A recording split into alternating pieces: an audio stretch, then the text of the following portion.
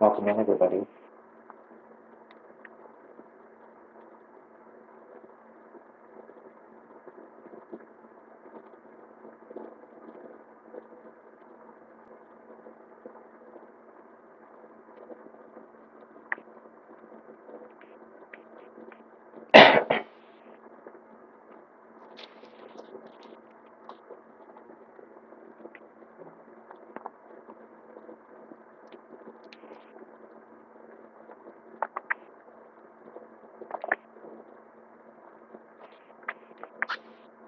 Welcome in, Max, Shelley, Patricia.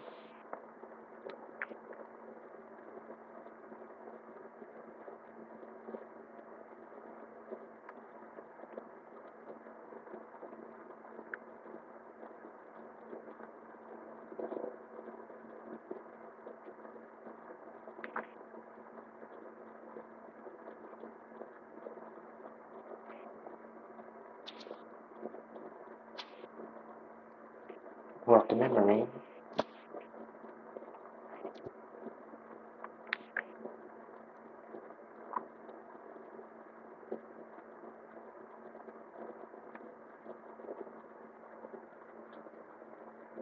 It's hiding the shower curtain, per usual.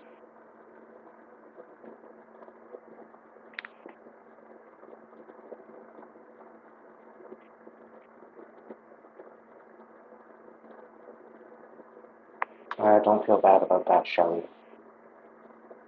We're all a little bit stressed out.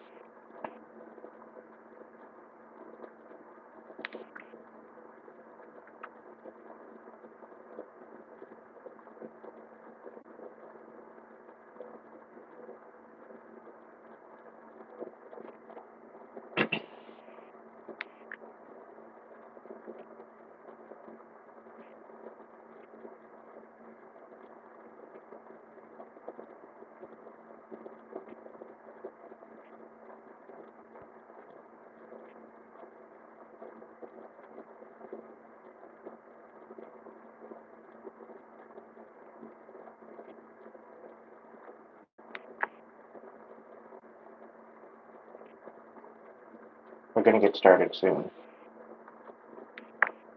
So hang tight, go grab your drink, your coffee, tea, whatever.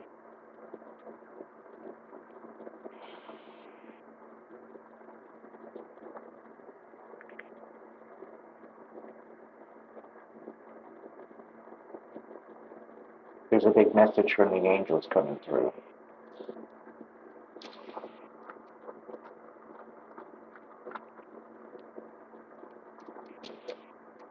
I think tonight's reading is going to be very enlightening to those that are going through it.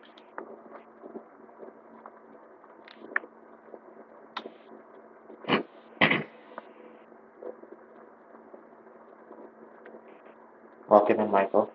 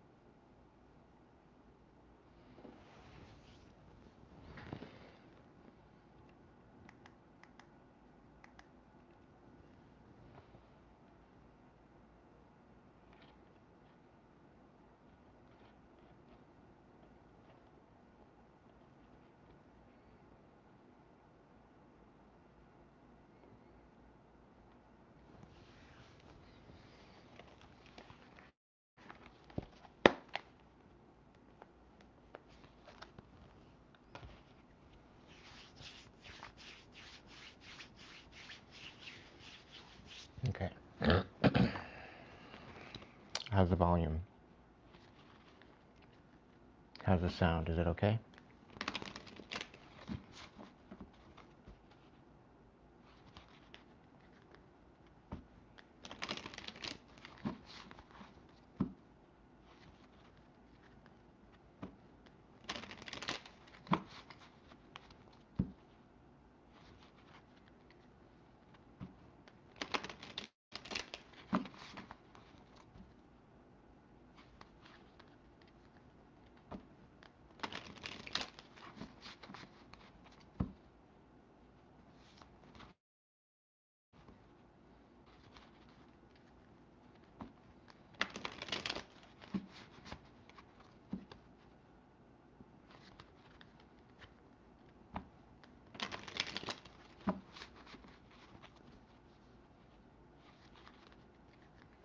Thank you, Marine.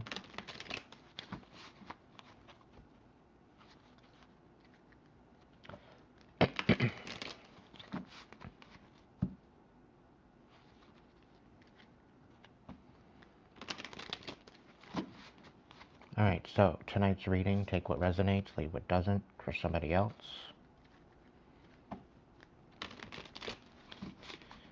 If I'm saying masculine and it's a feminine, switch the roles.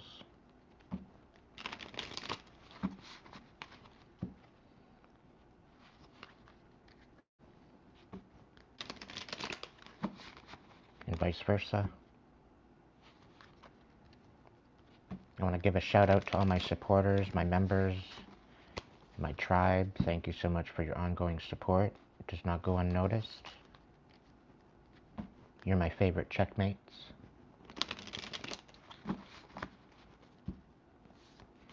All donations are graciously accepted through Hipsy, whether it's giving me a tip, ordering a reading, a super chat, super sticker, super thanks, or gaining in on a membership. It's all appreciated. Thank you, thank you, thank you from the bottom of my soul.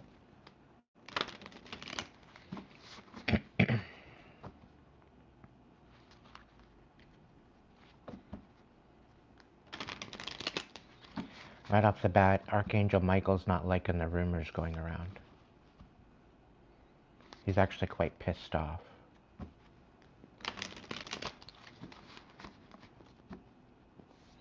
After all you do for people, they still have bad shit to say about you.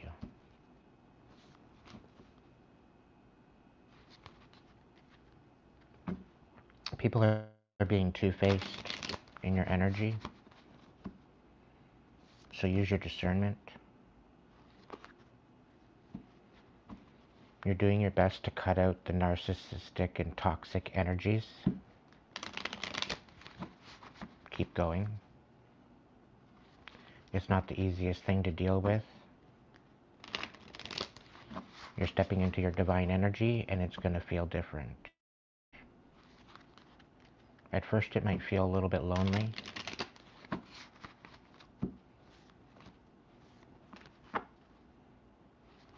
And it's because you are being protected.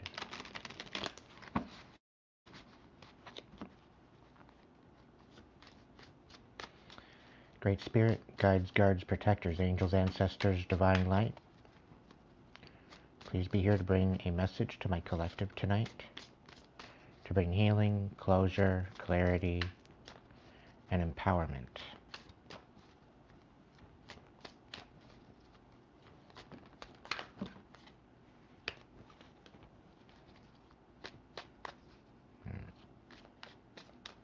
Somebody doesn't like the way you nurture. The fact that you're authentic, the fact that you nurture people, the fact that you're living your life unbothered, untouchable. You're no longer suffering in silence like they wanted you to. You're speaking up, you're speaking out, you're speaking your truth. You're sticking up for yourself.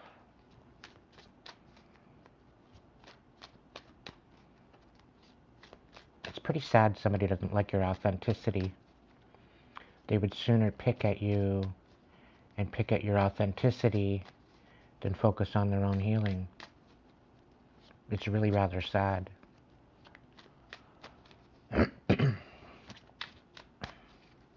They don't want any type of self-reflection. They're trying to create chaos and waste your time.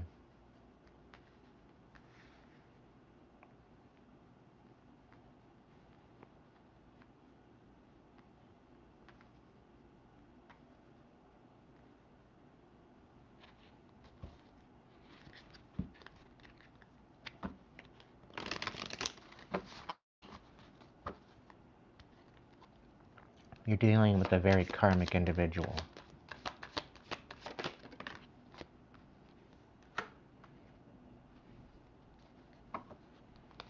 And by them not reflecting, and by them not going within and working on their own,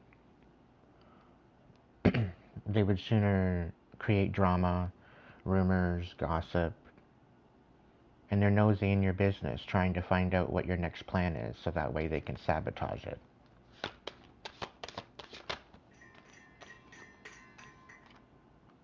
Confirmation.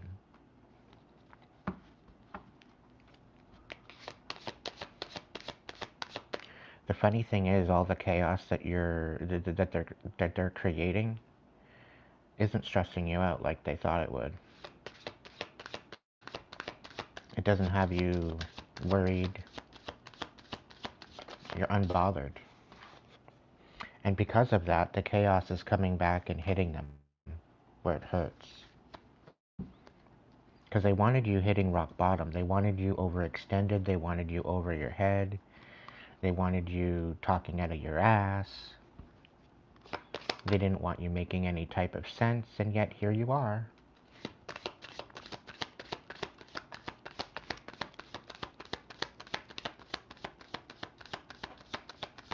And they're drowning and they're hitting rock bottom because they can't nurture people like you do.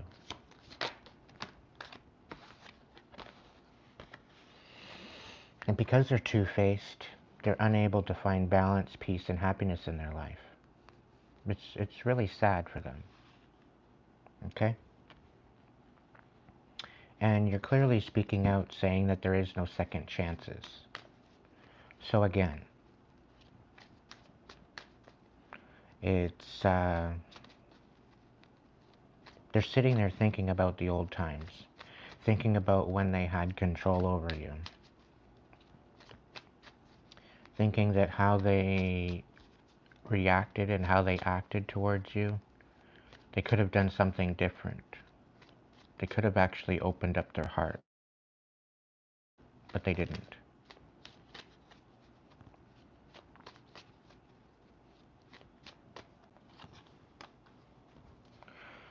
And the fact that they're sipping rumors, sipping gossip, sipping tea, and trying to create stress for you, which you're unbothered. You've officially blocked them out energetically. And there's literally nothing left to say.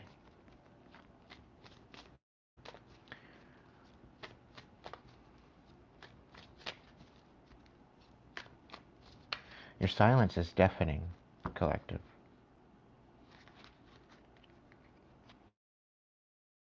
They didn't realize your cutoff game that strong. And they didn't think that you were going to stand on it.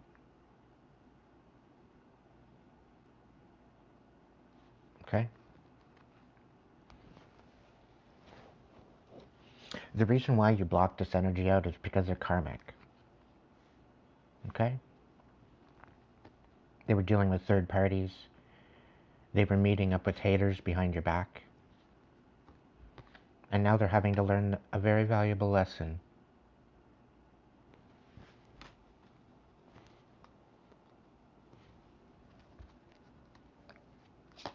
Don't bite the hand that supports and feeds you. And don't weaponize compassion and love. to get what you want and to manipulate people. They're learning this very valuable lesson. Because you're not playing games anymore. And because you're not playing their game anymore, they're drowning. They're hitting rock bottom.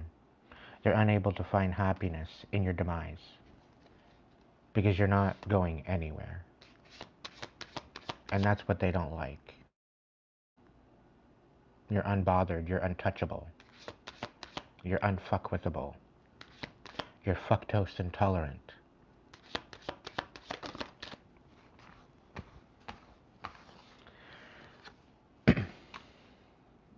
They're having no other choice but to slow down and take some time out for them.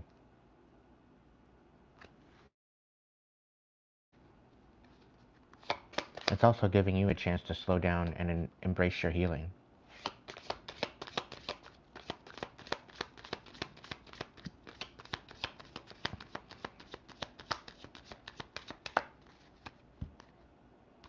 This is your time to breathe, focus, and let go. Okay? Clear out all the old trash that's no longer needed. The lessons you've learned, the gems you've taken from these experiences, allow them to create the new pathway for you ahead. Okay?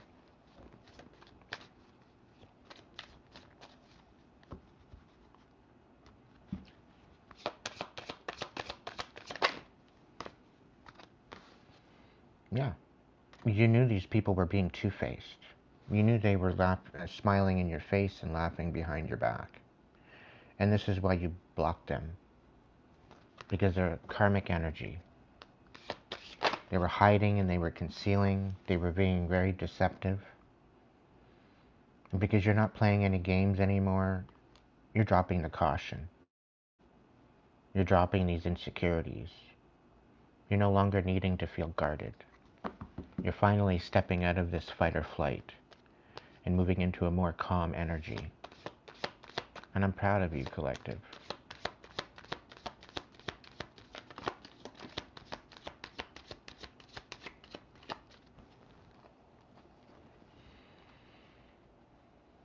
It's time to recharge. It's time to regain your authority and focus on your discipline and focusing on being a mentor that you are meant to be.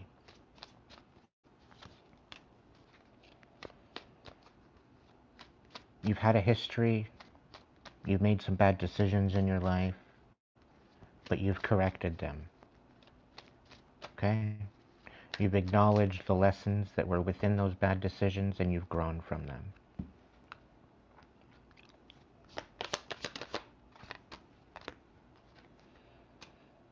You're no longer feeling empty, you're starting to feel more fulfilled. You're starting to gain your energy back. And you're feeling less burdened than you were before. Like, come on, when you're dealing with karmic energies, you tend to feel burdened.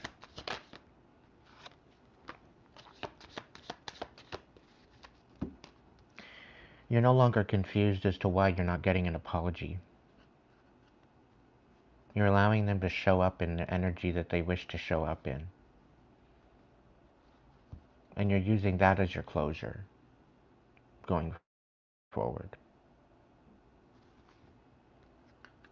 Archangel Michael is at the helm here. Okay? Guiding, guarding, and protecting you.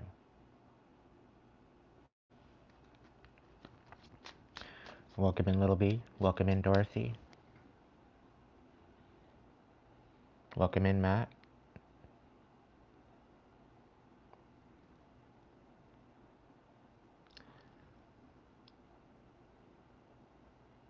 Welcome in, Virginia. Welcome in, Kobe. I like all kinds of music.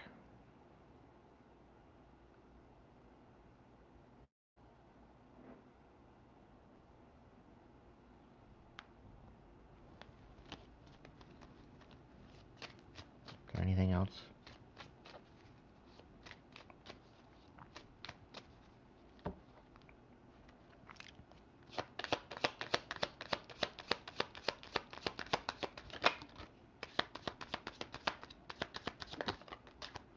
Oh. Archangel Michael just gave me a message. And because you did not receive an apology, and because they tried to create confusion and karmic energy, because they tried to thwart you, okay?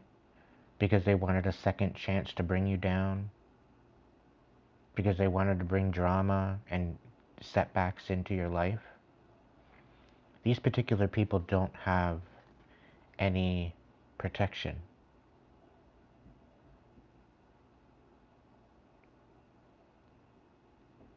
Okay?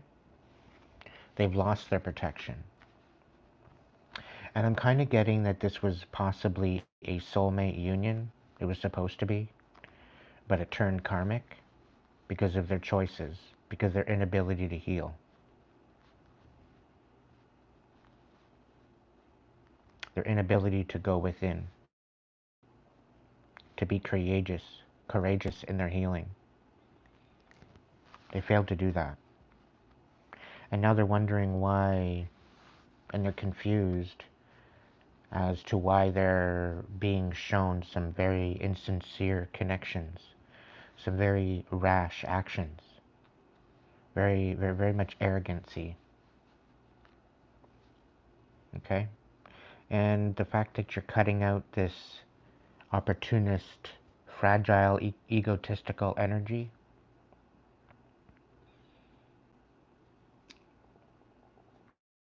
people are all butthurt at the fact of you throwing gems, at the fact that you're spitting truth, and the fact that you're speaking out against a certain particular energy. Collective, that's not your problem. That's a them problem. Okay?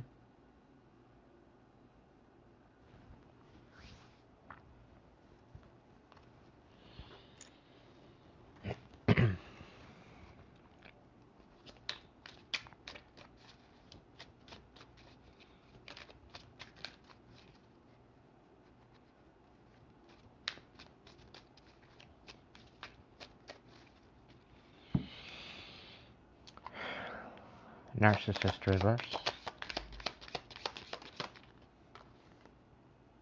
Yeah. This narcissist created very much unrest. It got to the point where you couldn't sleep, you couldn't rest, and no amount of sleep that you got, it didn't help. It really brought you down out of your true character, out of your true essence of who you were. It took you a lot to get back to where you are now, collective. And you should be proud of your healing. You should be proud of the healing that you've done, the work that you've done to heal your pain and your suffering and your trauma, and to empower yourself through that. You should be extremely proud of yourself. Okay? Because that in itself is a win. It's something that you need to celebrate.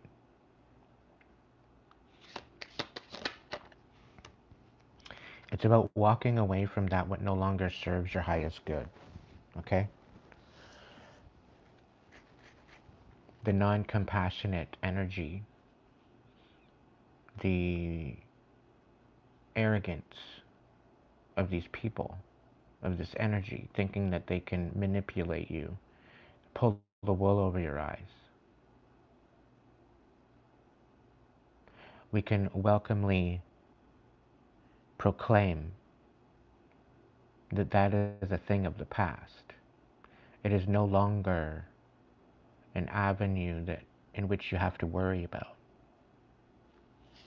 Okay? You're finally leaving it behind you. And you have every reason to celebrate.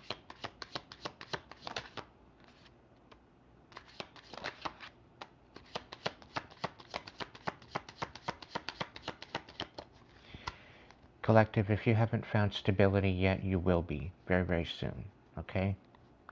This same energy that left you out in the cold is being left out in the cold. Okay? And I'm also hearing that they are being left out of your blessings.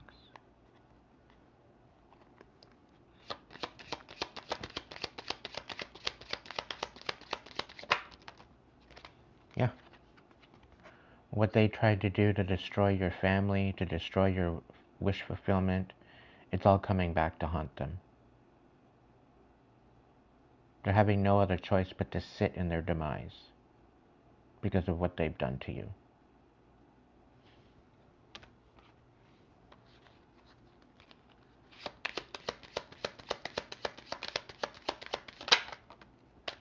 Yeah. You're winning. Collective, you've been through a lot.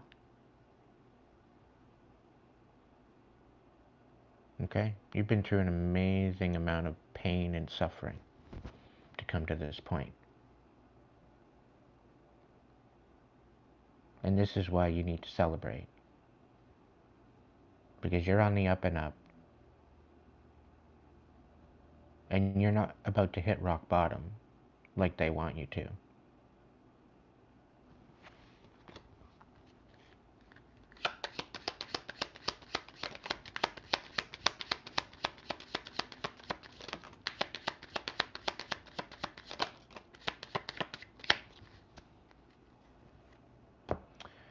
Not only do you deserve better, it's about having gratitude, the attitude of gratitude. Being accepting of what you have available to work with and feeling gratitude for it. Not only that,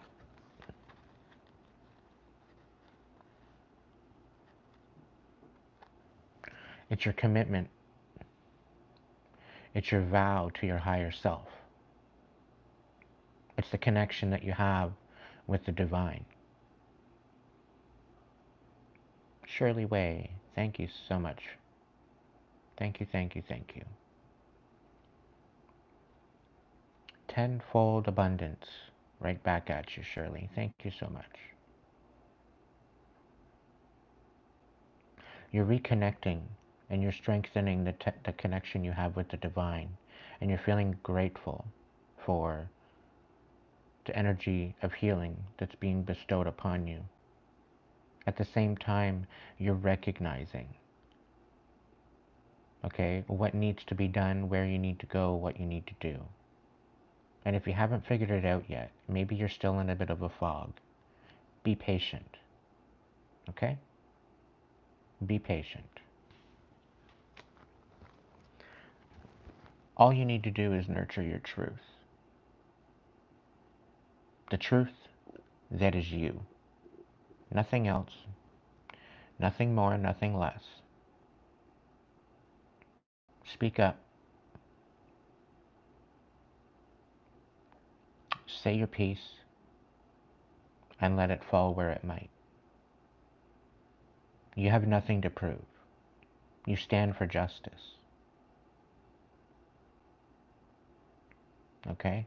So stand on it. And don't be moved into feeling compassionate for toxic energy. Because this toxic energy doesn't give a shit about you. Okay?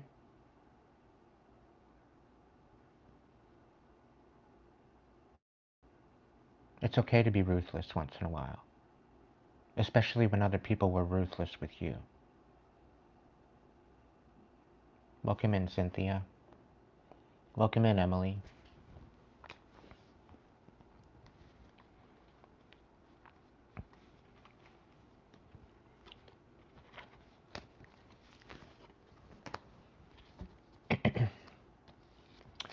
Archangel Michael reversed.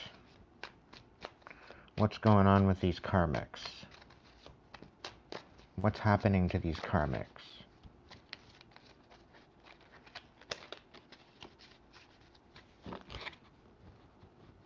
Yeah, things are not falling into place for them at all. They're literally having no hope. There's no hope. where they're concerned. They should have thought twice before screwing with you. Archangel Michael in reverse. Yeah, they totally misjudged you. They wanted everything that you were working on to falter and to fall at the wayside. They wanted everything that you have been working so hard on, whether it be your healing, whether it be your stability, whether it be your finances. They wanted it to fall. They wanted it to crumble. They wanted you with nothing. Yeah. They didn't want people seeing how good you are at what you are doing. They were discrediting you. They were discrediting your name. They were making you out to be a fraud, thinking that they were going to get away with it.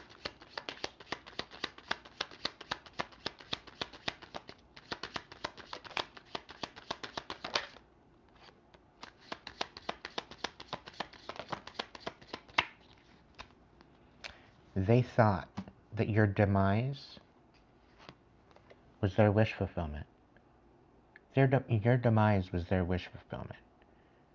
Your whole life being ruined and brought to your knees was their wish fulfillment. Okay? And now that they're receiving their karma, now they're thinking and they're reminiscing about maybe reconciling with you.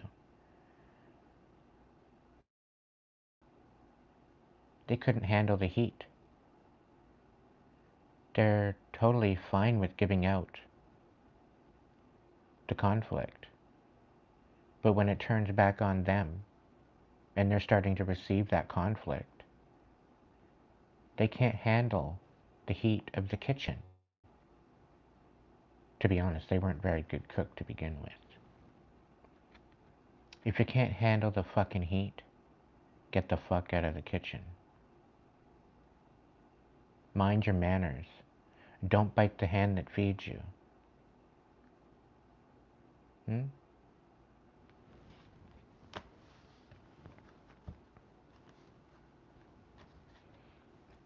What else?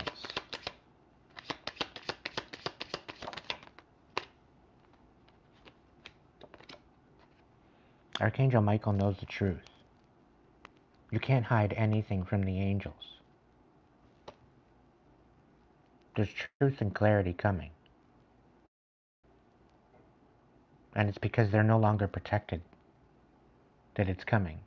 They've even been doing chaos magic to stall out this information coming forward. Okay? The thing is you've already moved into your high priestess, high priest energy. Okay? And the thing is, you knew their plan all along because the divine was tapping you in. You knew exactly all along as to what was going on.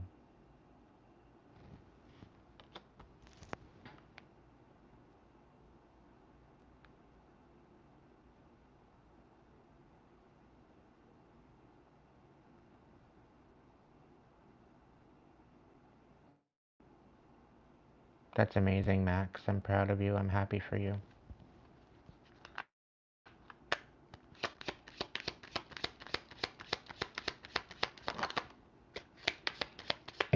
These people are unable to rest. They're having a hard time sleeping.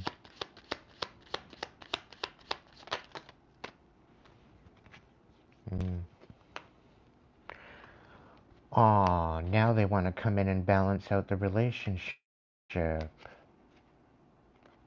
They want to create a harmony with you now. Isn't that odd? They know they're not protected.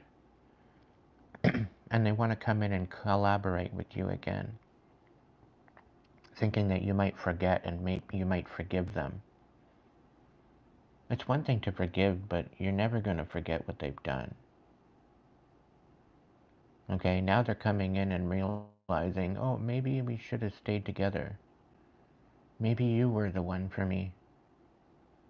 considering the fact that they see you being compassionate with other people and not them, there's a deafening silence in their direction. And they're either jealous of the fact that you're showing compassion to other people and that you're emotionally sound, unlike everybody else's, what they told of you. This wasn't just one person. They came up against your relationship, they came up against your life, they came up against what you were working on, and they tried to destroy absolutely every element that was bringing happiness to your life. And I'm also getting a feeling that who you might have thought that was wreaking havoc on your life was only the fraction of the amount of people that were coming up against you. There's a lot of people throwing rocks and hiding their hands behind the scenes that you don't even realize. But that's all coming to light very soon.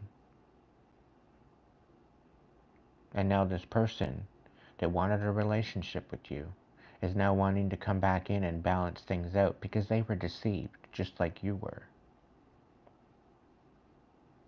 And they're feeling guilty for what they got themselves tied into.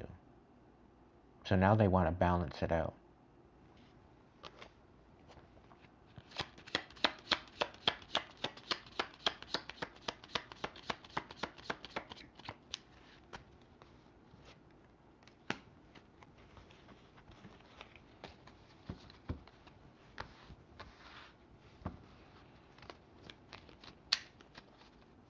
Somebody's regretting not apologizing to you and not being forthright, not being honest, not being forthcoming with information, keeping things from you. They're regretting it. They're regretting their insecurity, insincerity. They're regretting their rash actions, their arrogancy.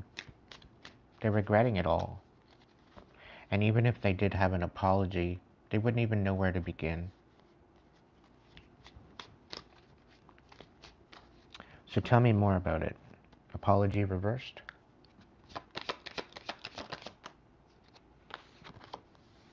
Yeah. They're trying to hide the fact that they deserve better. And I have a feeling they're caught up in a relationship that they can't get out of because they chose somebody else over you. And now they've gotten in over their head and they can't get out. They're stuck. They're trapped. Just like they wanted for you, collective. Isn't that funny how the tables turn? It's no fun when the rabbit's got the gun, now is it? And you're standing up. You're standing up for what you believe in. And they can't handle it. They can't handle it that you're standing on business. That you're protecting your energy. That you're blocking them out. They can't handle it. And that's another reason why they haven't come in with an apology. Because you blocked them out.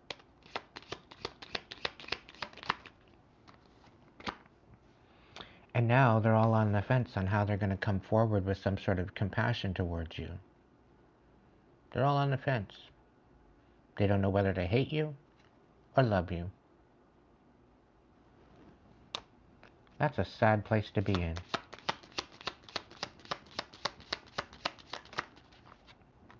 Yep. You've closed this out. You're done. You've dropped these burdens. It's not a factor anymore. You've let it go. You're done. You're moving on.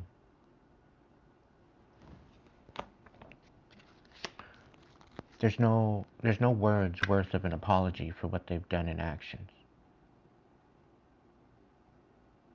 And because they've created a space of no trust, no accountability, no responsibility, because they weren't honest with you at least, bringing forth communication towards you,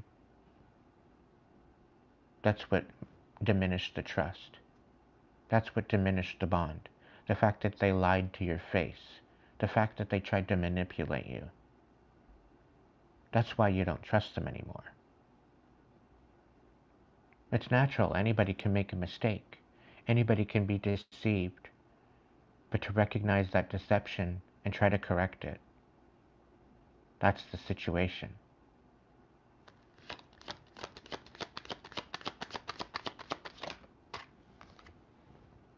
Yeah, they're speechless. They're absolutely speechless. They've got nothing left to say. And they know that you have nothing left to say to them either. Because had they choose to treat you differently and treat you with the respect that you deserved, things would be so much different right now.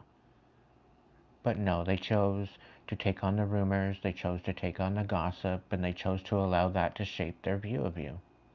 When they could have just come to you and spoke to you and communicated, and they would have got the answer right from the horse's mouth. But they didn't choose to do that. They chose to shut their mouth, and they chose to allow the deception, the lies, and the deceit to overtake them. And again, collective, that's not a you problem. That's a them problem. Okay?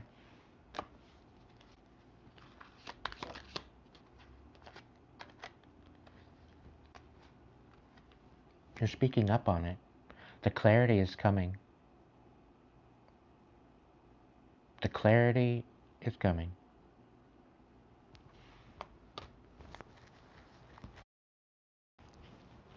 And for some of you, you might be having breakthrough after breakthrough after breakthrough after breakthrough. Archangel Michael, Archangel Metatron, he was popping out here earlier when I was doing some shuffling. Everything is going to be okay, collective. And I've got goosebumps, full on goosebumps. Everything is going to be okay. It might be feeling a little unsettling, but things are going to turn out better than expected.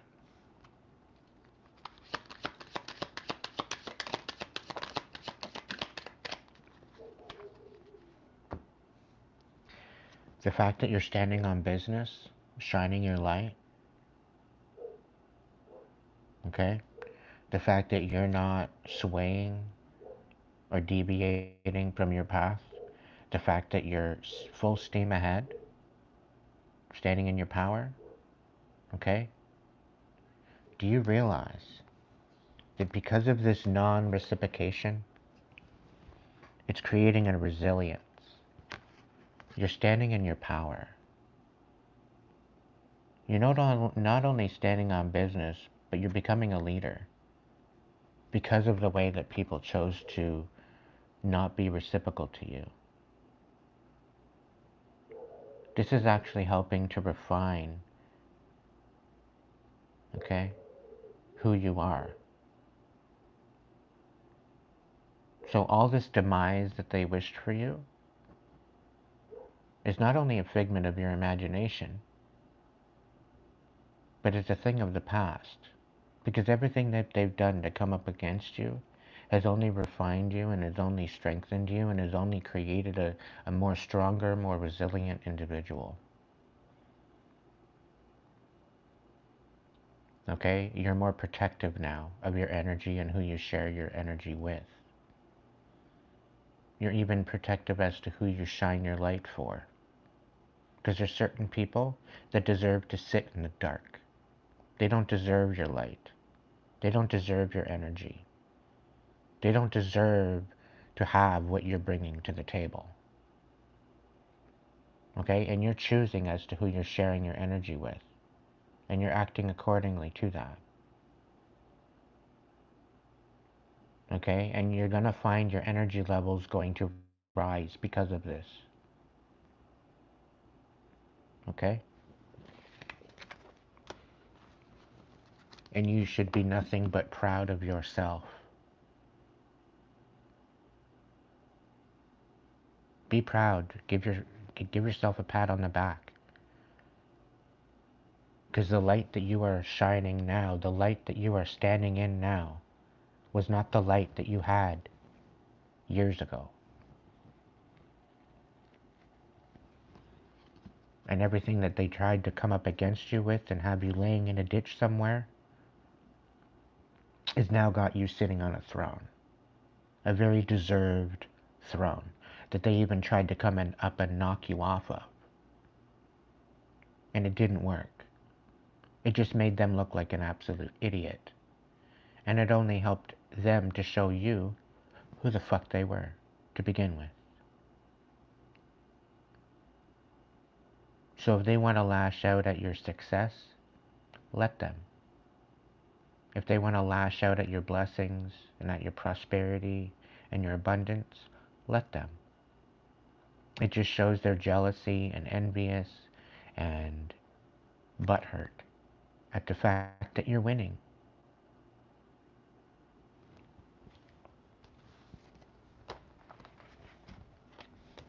This is why they're not receiving any apology, and this is why they're speechless.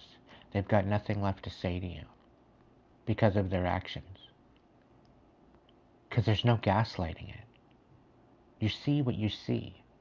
You experienced what you experienced. And there's nothing that's going to change that. Nothing they can do is going to change your mind as to what you experienced and what you learned from it. Okay?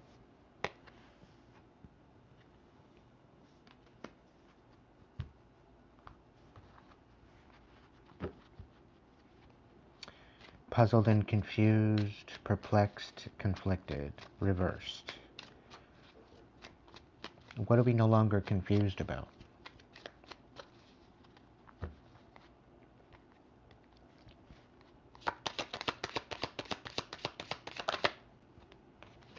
The truth. The truth will set you free, collective. The truth. This is what we're no longer confused about. The divine is at our helm. The divine is helping us see the truth. So stop questioning it.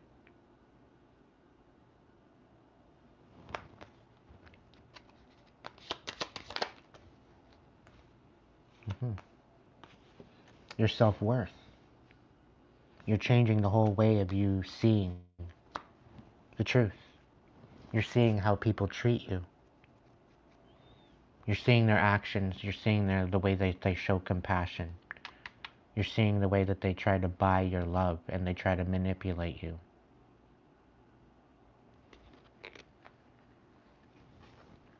You're coming out of this time of sadness and unworthiness. You're standing in your power. You're starting to love yourself. You're starting to create a well of emotions and a well of compassion, not only for yourself, but other people again. They tried to get you to hate yourself. They tried to get you to hate your life. And they tried to create the chaos in which you would hate your life. But it all came back and bit them in the face. It all came back to get back at them. And again, Archangel Michael is not protecting this energy anymore. He's washed his hands with it.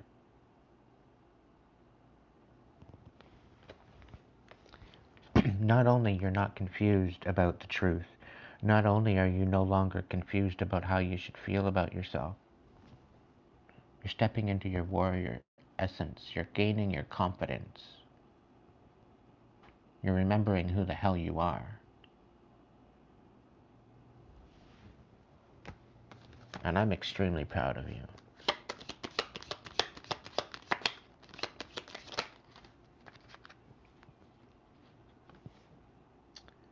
You're no longer confused on who to give to and who not to. You're no longer confused as to the fact that you just need to rest. You need to take some time out for you and really take a look at it and be honest with yourself and start communicating. And that's going to happen. You're just gaining a better understanding of your situation, because a lot of us have been going through a major fog of confusion. Okay, and the truth is coming to light. We're gaining our strength. We're learning to love ourselves again. We're standing in our power. We're invoking our inner warrior. We're resting. And we're being choosy as to who we share our energy and our finances and our abundance with, which was a big lesson and is the reason why Archangel Michael allowed to happen what happened. Little did your adversaries know it was meant to help you grow rather than help you demise. Okay?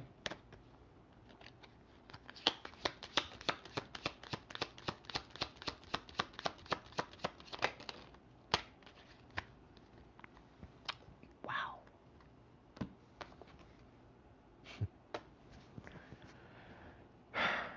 Constant fucking goosebumps this whole reading. You're coming out of the cold, collective. You're no longer confused. You know that you have something to keep you sustained. You know you have something about yourself that you can offer the world. Okay, so this is just a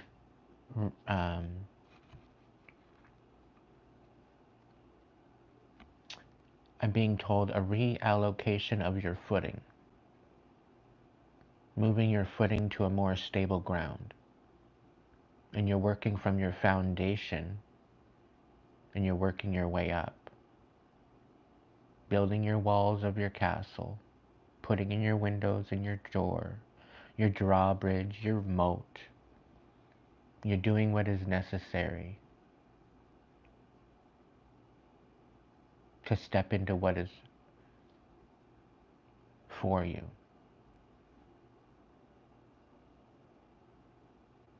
They wanted you out in the cold. They wanted you dead in a ditch.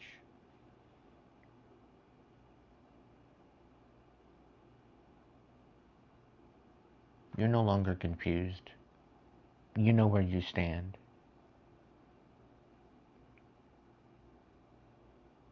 Okay? All of this has been nothing but a huge awakening for you. The ability for you to change your perspective and stand on it. Collective. You're no longer questioning your magic. You're no longer questioning your abilities. You're stepping into the belief and the possibility that you are the magician. That you have the ability to make your life what you want it to.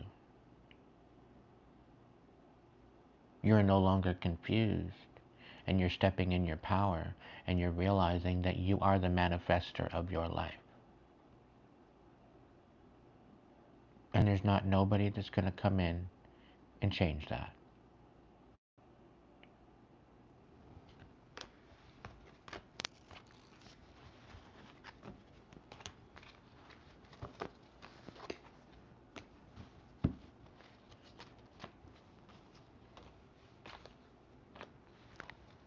The fact that you're no longer burned out, the fact that you're no longer burdened, the fact that you're no longer empty,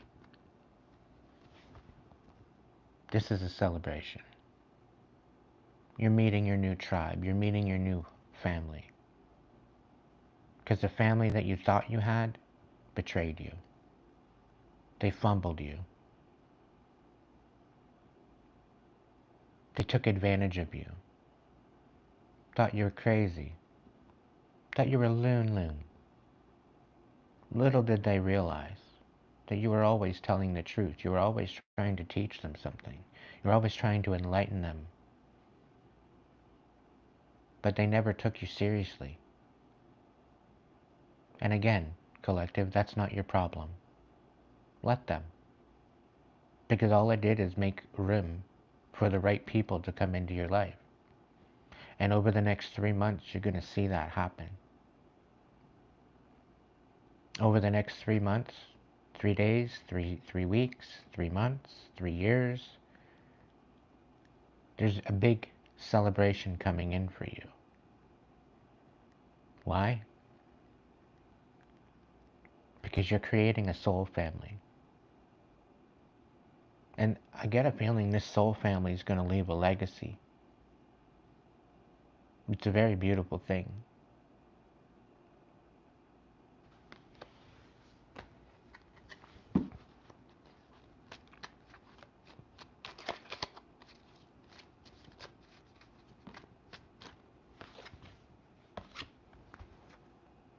Rest. It should be at the top of your priorities right now. Taking time to rest.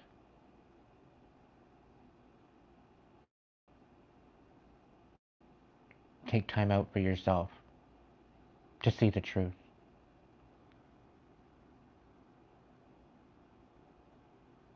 To know that you have what it takes to succeed, but priorities are everything.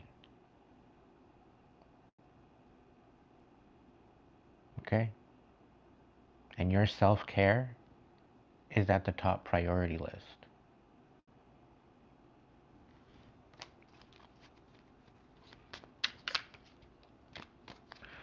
If you haven't forgiven yourself for going through that, now's the time.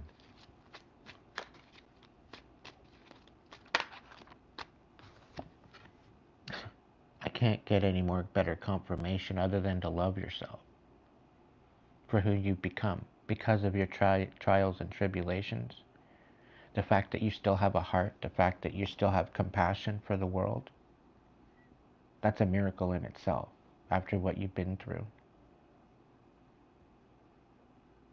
So take a moment to be in awe of that healing. The fact that you still have a heart. Okay?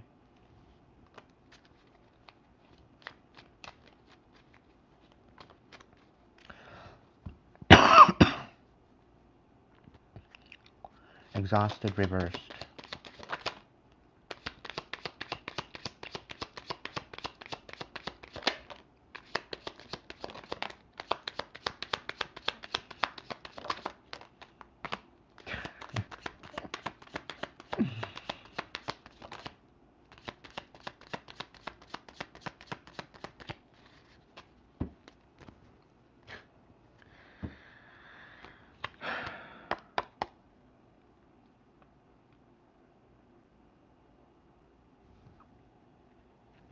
Because you're coming out of a time of burdens, and because you've been coming out of a time of being burnt out and empty, you're wanting to show compassion. And I also get the fact that because you're coming out of this time, people see your growth. People see what you've been through. People recognize and understand what you've been through. And the fact that you're moving through this, the fact that you're elevating, the fact that you're making headway with this, they want to come forward with compassion and congratulate you as well.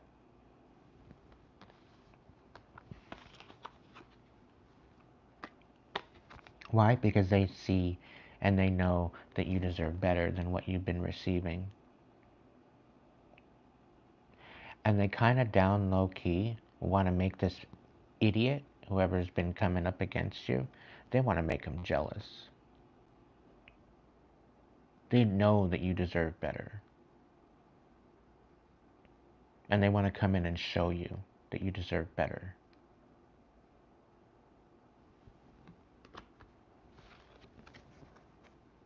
They're in the precipice of making a decision and calling a truce.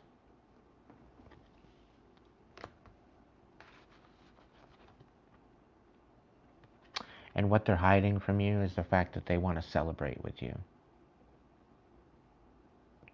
Okay? They see your healing. They see your elevation. They see what you've gone through. They see you moving towards your wish fulfillment and a new stability.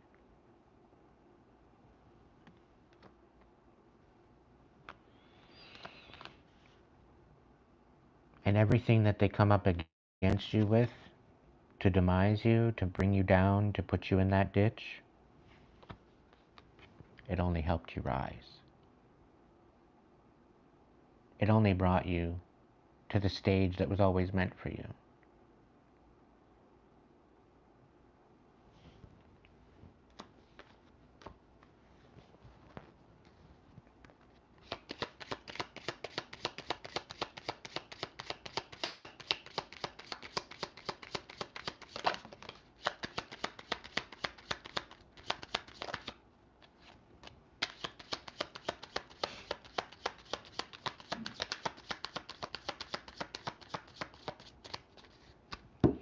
You know, for a couple of you, you've been dealing with very, very big energy.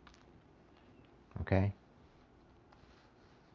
That the only wish fulfillment that they want and the only thing that they want to see is the fact that they can create a demise for other people. Okay? And they're set in their ways. They're set in their perspective as to bring you down.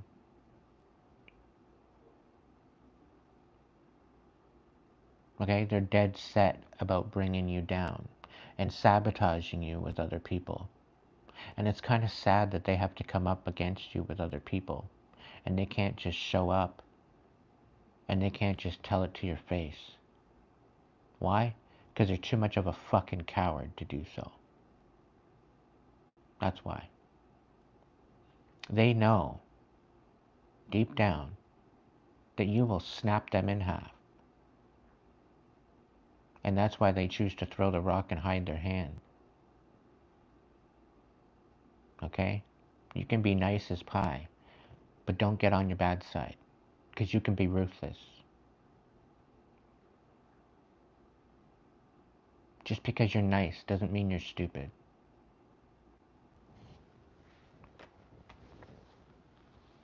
And the fact that you're no longer exhausted, the fact that you're no longer depleted or burned out, the fact that you're no longer burdened like they want you to be,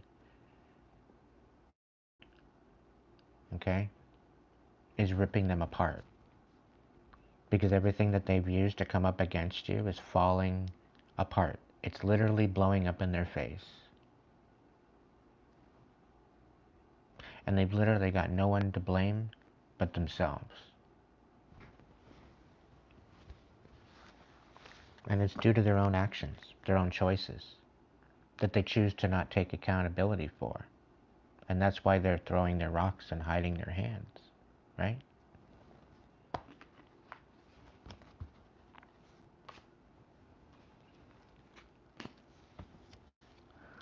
Continuous cycles, bad decisions, addictions in reverse. Yeah.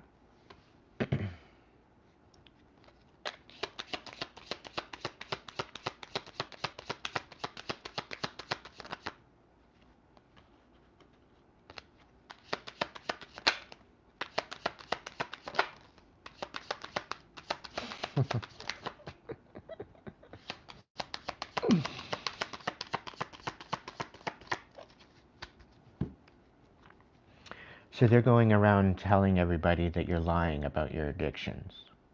Apparently you're still addicted to a whole bunch of shit and you're just keeping it to yourself. Meanwhile, they're the ones with the addictions. Okay? And just on a personal basis, I smoke cigarettes, I smoke a little weed, and that's it. I might take an Advil, but other than that, I don't do anything. I'm not into hard drugs. I'm not drinking alcohol. I rarely drink alcohol. Usually it's a celebration. Usually it's a toast. Otherwise, there's nothing. Okay? I'm not selling drugs. I'm not a fucking crackhead. Okay? And you're going around thinking that you're all of those things. And you're hiding it. When they're the ones hiding it. They're the ones hiding their bad decisions that they can't seem to take accountability for. Yet they're coming up against you with different reports, different situations, trying to get you all tied up.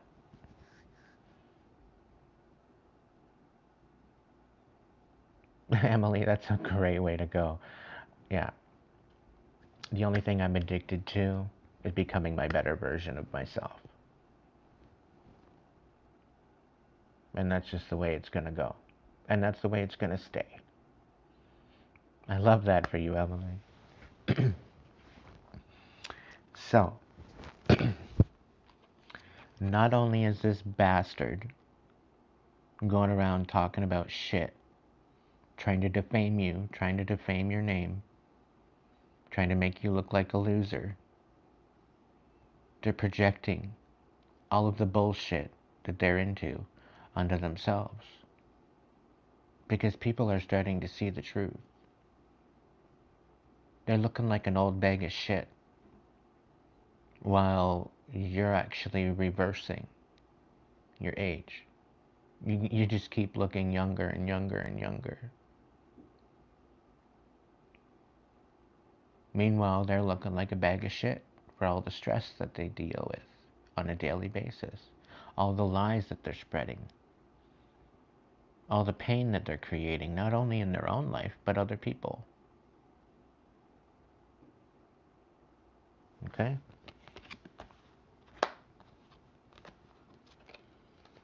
They're trying to defame your character. They're trying to get you wrapped up in a case. Okay? They're trying to make you out to be what you're not, and it's not working. Why? Because you love yourself. Why? Because you're nurturing. You're loving other people. You're showing compassion.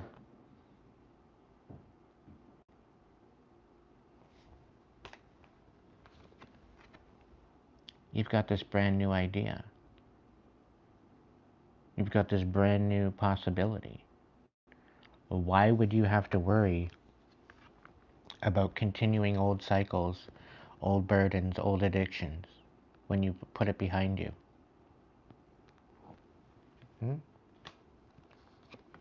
The fact that you're moving forward, providing offers for other people, giving them little gems on how, on where to stand and find balance.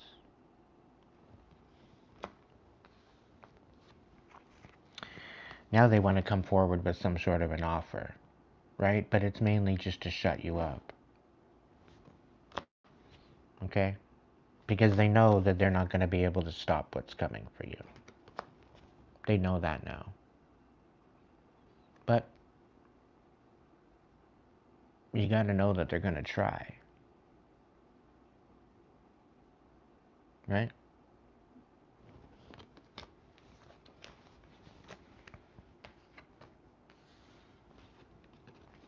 And the fact that you're standing on business gives them no wiggle room to do what they want to do. Because everything that you're coming out with, they can't match. They can't even compare. They can't even compete with what you got going on. And this is what has them in shambles.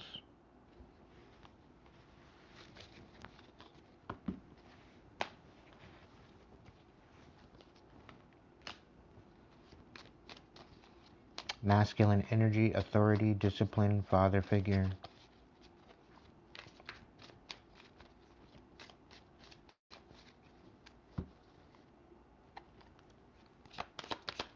What's this here?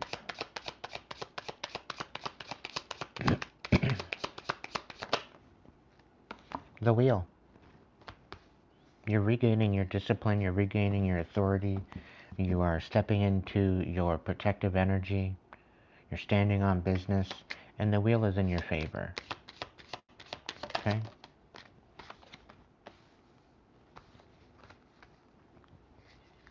Because you're standing in your authority, this is going to bring you into a new energy of reconciliation, but you're going to be able to finally walk away from that what no longer serves you and move on to calmer waters. So if you're having a hard time getting there, if you're having a hard time stepping into that, it's coming. Continue being focused, continue moving forward, and things are going to fall into place. Stay in this authority, discipline, setting an example, leader position. Okay? Yeah. This is the new way. This is your new enlightenment. This is your new idea. This is your new way of moving forward. Okay? Knowing who to share your energy with and your insight with, and walking away from that what no longer serves you. Because people like what you have to say, but they're hanging on your every word. And I know there's a couple people here in my tribe, and I'm calling you out right now. You literally hang on my every word, waiting for the next thing, the next best information, but you fail to use it for your benefit. I see you. I know you. And the only one that you are hurting is yourself. The moment you start utilizing the information that I give to your betterment is the day that things are going to change.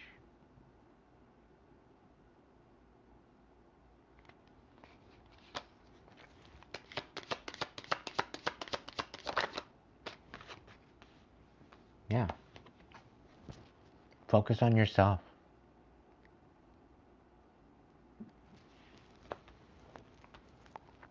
Hold your cards to your chest.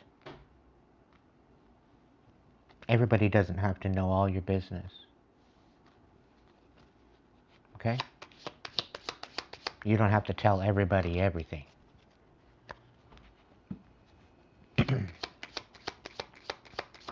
A lot of this is insight. A lot of this is wisdom. Okay? But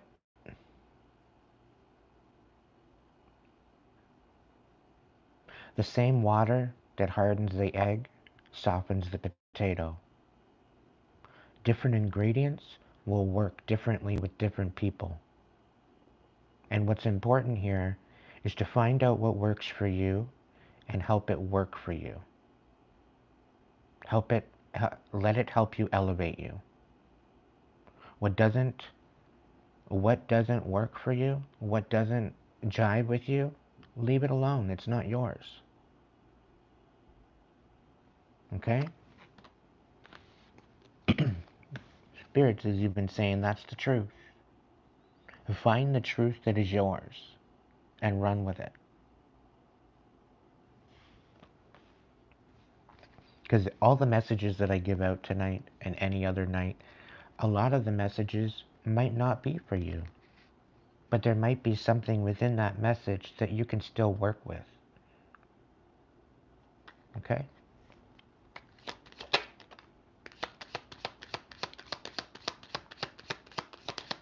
By you standing on business, you're headed for a major breakthrough. You're nurturing your heart, you're moving forward with compassion, you're speaking truth, you're standing on business, you're getting the recognition that you deserve. You're holding space for yourself, you're holding space for others. You're holding your cards to your chest. You're discerning as to who you share your gems with.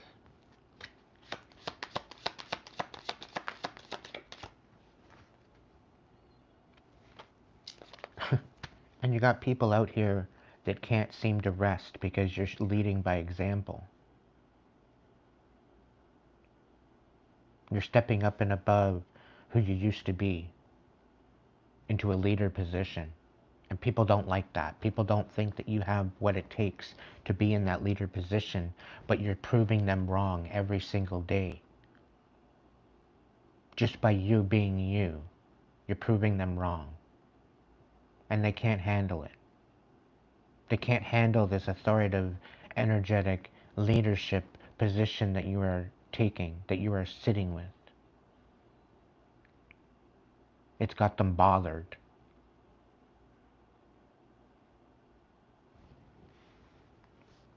It's to the point where they can't even sleep.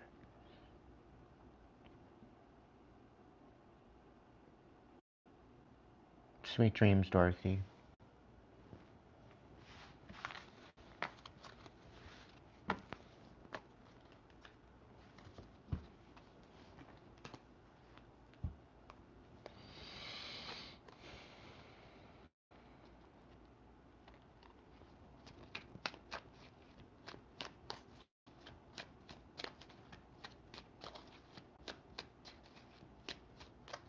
That they do, Marine. Actions do speak louder than words.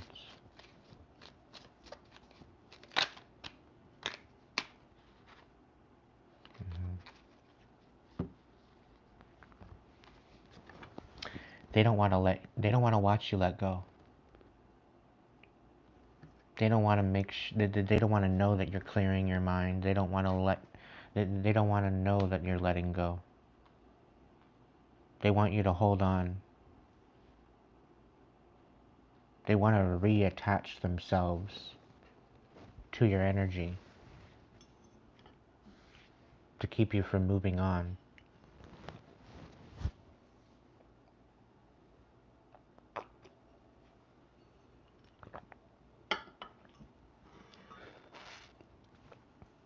And Dorothy, just so you know, you weren't the one I was talking about.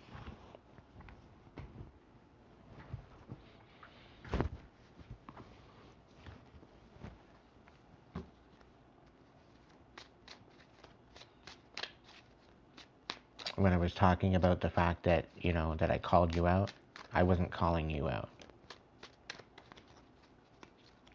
Just so you know. Just in case you're still here and you're hearing that.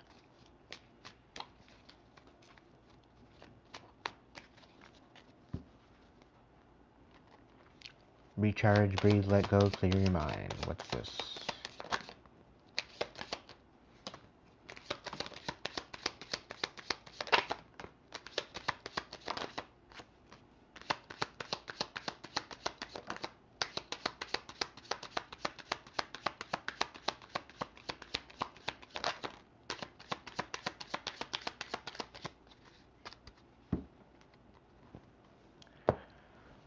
There's a particular energy that tried to get you to be dependent on them. There's a particular energy that wanted you to be deprived and wanted to be able to manipulate you. They wanted to take all control over you so that way they would have control over you and what you did and your actions. They felt that you were blocked, that you were helpless, they wanted you in this energy. They wanted you in this very obedient, slave-like energy. Okay? They wanted you at their beck and call. They wanted you in this position where you were unable to walk away. They wanted you in this position of desperation, that you had no one else to rely on but them. And they wanted you to be in this energy, so that way they could manipulate you. Okay? And the fact that you're letting go, the fact that you're breathing, the fact that you're clearing your mind, the fact that you're recharging, okay? They wanted to ruin that. They wanted to ruin your foundation.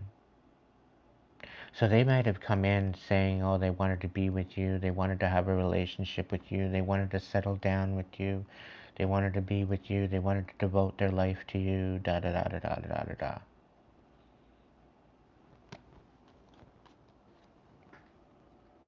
It was to basically turn your wheel of fortune upside down.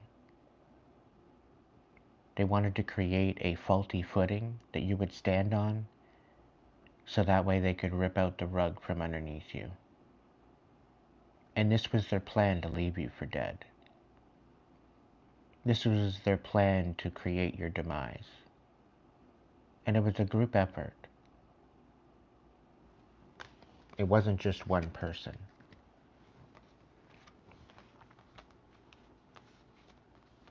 The fact that you nurtured your heart, the fact that you went forward with compassion, the fact that you kept having hope and you kept wishing and that you kept believing in the magic, the fact that you loved yourself and the fact that you were trying to show love at all costs, the fact that you tried to work things out, the fact that you tried to share your truth,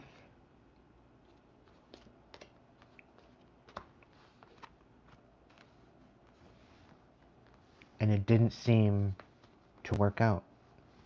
Everything you seemed to try to work together with, everything you seemed to compromise with, everything you seemed to try to create met its demise.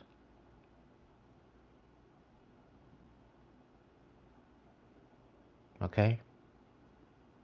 And it literally gave you no other choice but to go through an awakening and walk away. And now they're all butthurt at the fact that you're back to your old self again. And even better, you're more protective. You're not so much of a pushover. You're not giving the benefit out of the doubt anymore.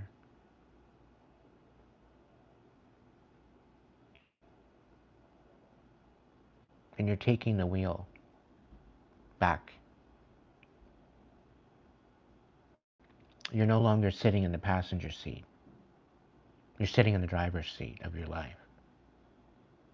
And again, you should be proud. You've come a long way, collective.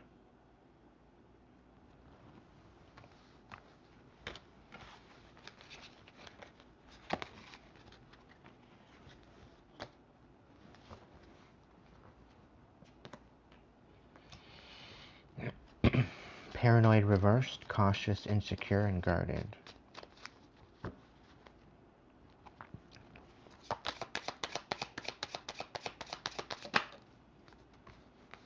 Yeah. Mm-hmm.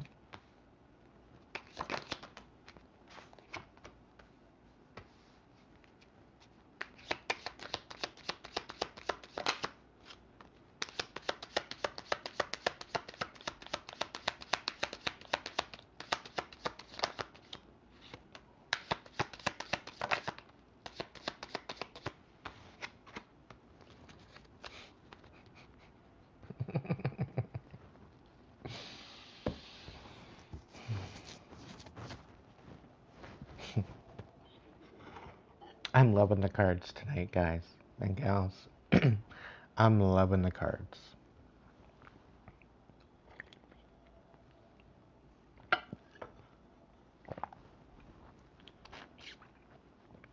The fact that you're no longer cautious and paranoid and insecure, you're no longer feeling guarded, you're feeling you can maybe step outside a little bit more, you can go on little journeys, little adventures now, where you were isolated.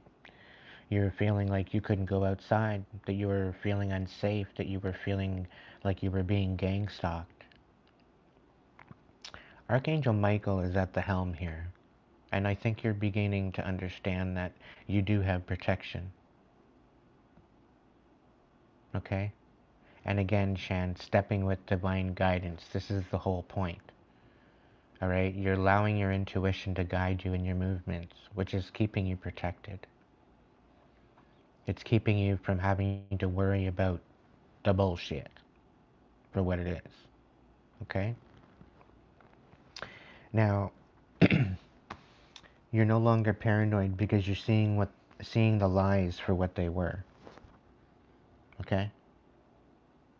You're seeing the lies for what they are. Right? Almost pathological, insidious lies. And it was all to bring about the demise of your Ten of Pentacles. It was all to bring about the demise of your financial freedom and your financial stability. Okay? Meanwhile, you've got people collaborating with you now to create something beautiful. All right? And you're standing on truth. You're not playing stupid games. Because you know when you play stupid games, you win stupid prizes. So you're cutting out the games. They're no longer on your roster of priorities. You're done with playing stupid games with idiots that never had a good thing to say about you to begin with. Because they're smiling in your face and they're laughing and they're making you out to be a joke behind your back. Thinking that that's okay and thinking that they're going to get away with it. But here you are standing in your truth. And you're teaching them something. You're teaching them a lesson that they will not soon ever forget. You're moving forward, regardless. What they think, what they say, you're moving forward. And every step is going to be a stable one. There's no way around it. Because you're guided by the divine. You're guided by the elements. You're guided by your magic that's within you, that's always been within you the whole time.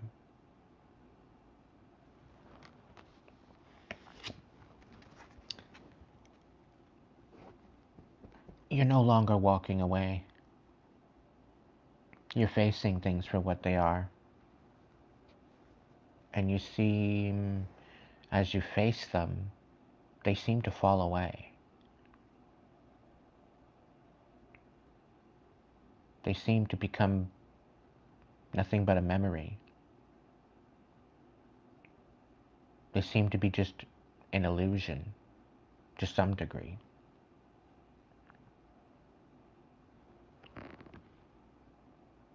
The fact of all the shit that they've come up against you with these lies,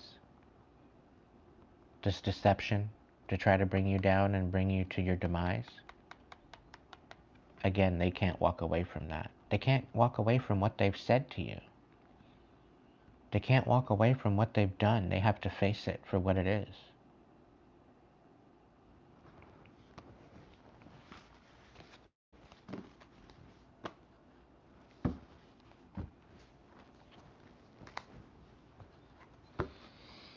What are they masking about? What are they hiding? What are they concealing? And what is the deception? Of how strong they were. They're masking their strength. They're masking their ability to move forward. Meanwhile, they're really not.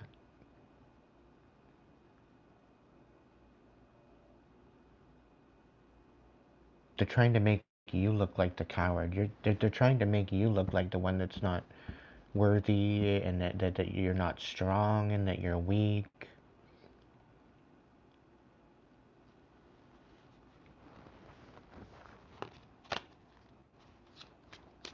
And I think to some degree, you might have been masking how strong you actually were and who you had at the helm.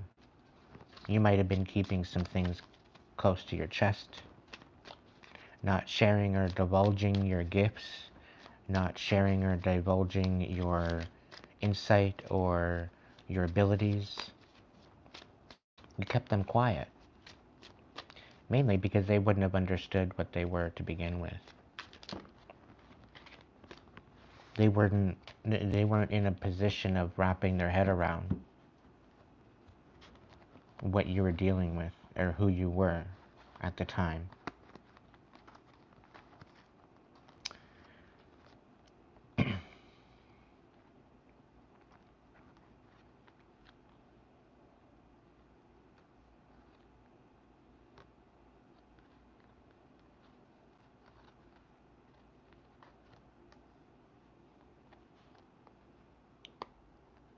There's a particular King of Cups that's masking his true um, intention.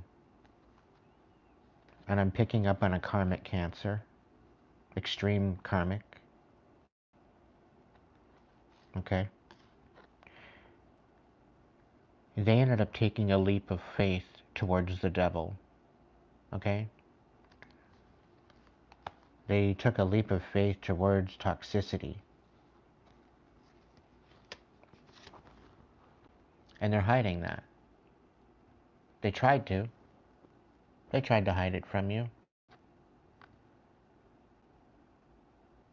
But what you do to me once, clearly you're going to do it again and again and again and again and again, thinking that you're going to gain power out of that.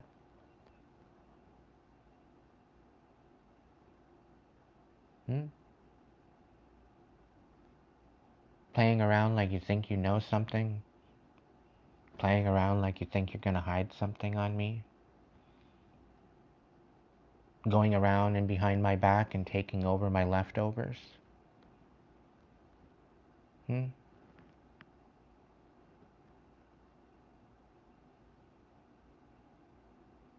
know exactly who the fuck you are. And you're a disgusting human being. And it shows.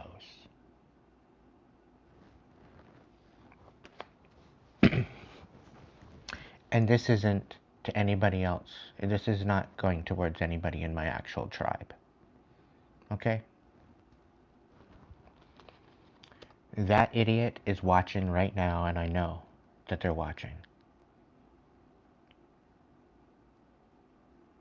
And they can sit with the degrading energy that they feel right now.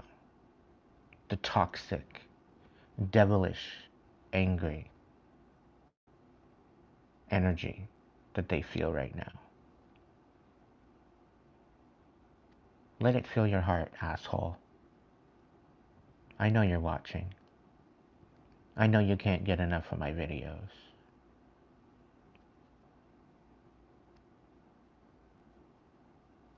I hope you're taking notes. I hope you're at least learning something. Because you will never have a place in my life ever again. For as long as we live. You're an absolutely disgrace to the human race. And the only thing I ever regret is ever being your friend, ever taking you under my wing, ever trying to give you any type of insight. I wasted so much of my life being your friend. And you deserve to sit and rot in the shit pile that you're sitting in right now. You know exactly who you are.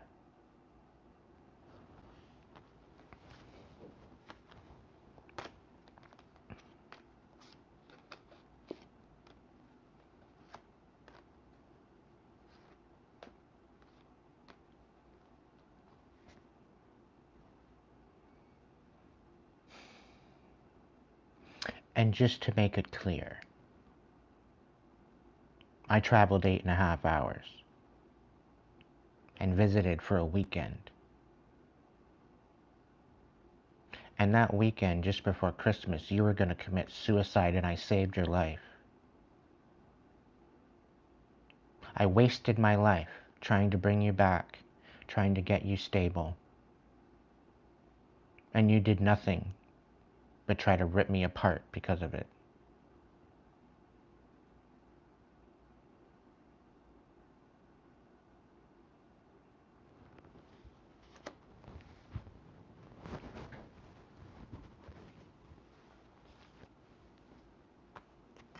I will have my independence, whether you like it or not.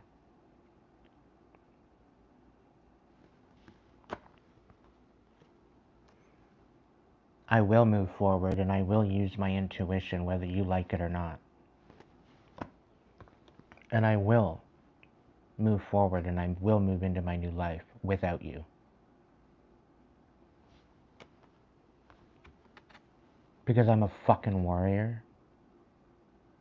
And you better check yourself before you wreck yourself.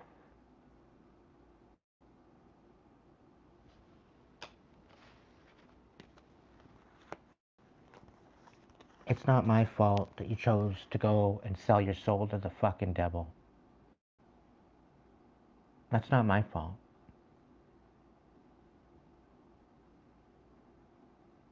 I tried to save you from the clutches of demons, but you didn't want it. You let it overtake you. And then you tried to ruin my life.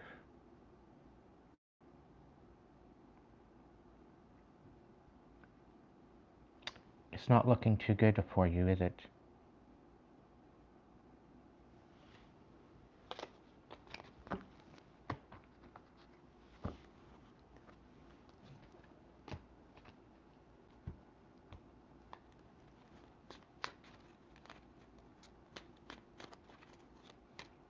Smell the roses, slow down, take some you time, get out in nature.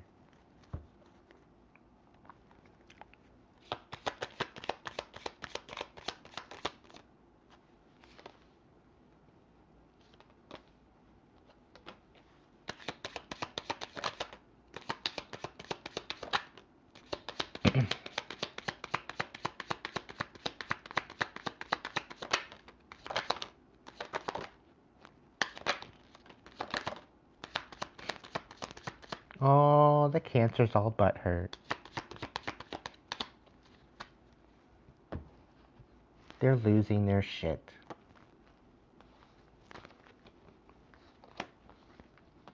Poor thing.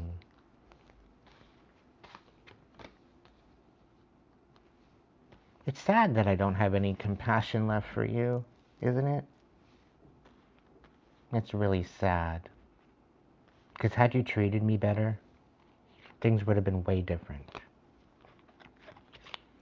Had you not tried to infiltrate my family and get infiltrated by my family, pick one, whichever way it went, don't give a fuck.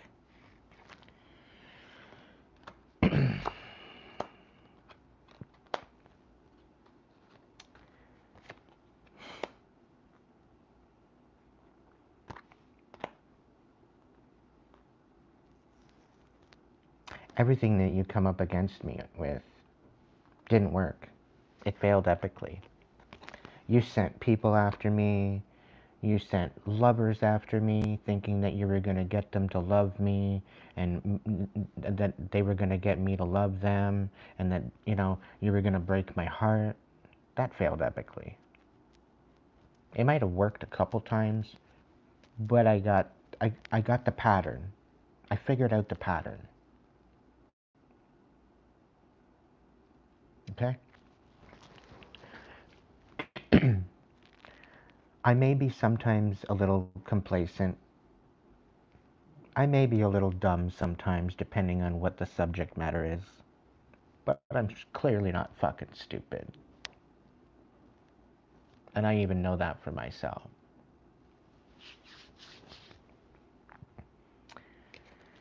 Smell the roses. Slow down. Take some new time. Get out in nature. Step into your confidence. Step into your warrior self. Unapologetically. Collective. Okay? And because you're doing that, you're creating a tower. A serious tower. Not for you, but for this dumbass King of Cups that thought that they were going to hurt you, that thought that they were going to destroy you. Going around calling you the big bad wolf. Apparently I'm the toxic one, right? But here you are, being called out for all the fucking heinous shit that you tried to do that blew up in your face. Nobody's fault but your own. It's pretty sad your whole family doesn't want nothing to do with you. They got nothing good to say about you. You're not only a traitor, you're nothing but a thief. You're arrogant. You're disrespectful. You don't give a shit about anybody but yourself. It's real sad being you, isn't it? Being emotionally manipulative, thinking that you can get away with it. But now when people are calling you out, ooh, you don't like it, I'm going to destroy your life. Ooh, I'll fucking snap you right the fuck in half if you come anywhere near me. Stay the fuck out of my life. Stay the fuck out of my pathway. Because I will be the plow to your fucking snowbank. Mark my fucking words.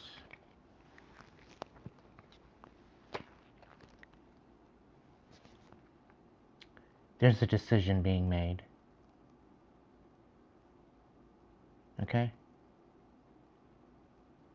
There is a decision being made.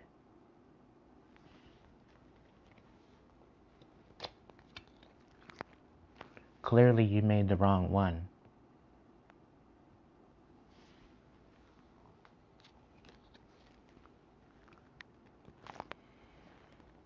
Collective, we're standing in our power.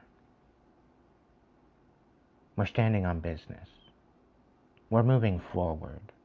We're no longer allowing the past to haunt us. We're no longer allowing the past energies, the past people determine our existence.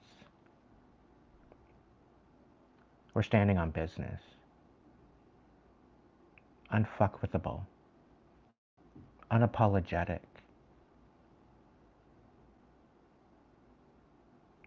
And it's because that we've chosen to go through what we have in the past to bring us to the position that we are now.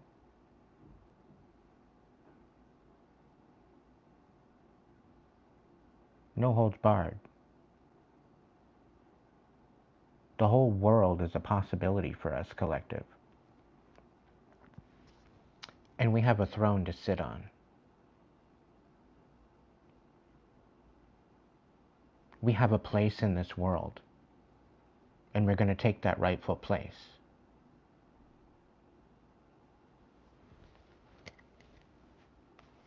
We're nurturing our stability, we're nurturing our energy, we're nurturing our finances, we're nurturing our magic.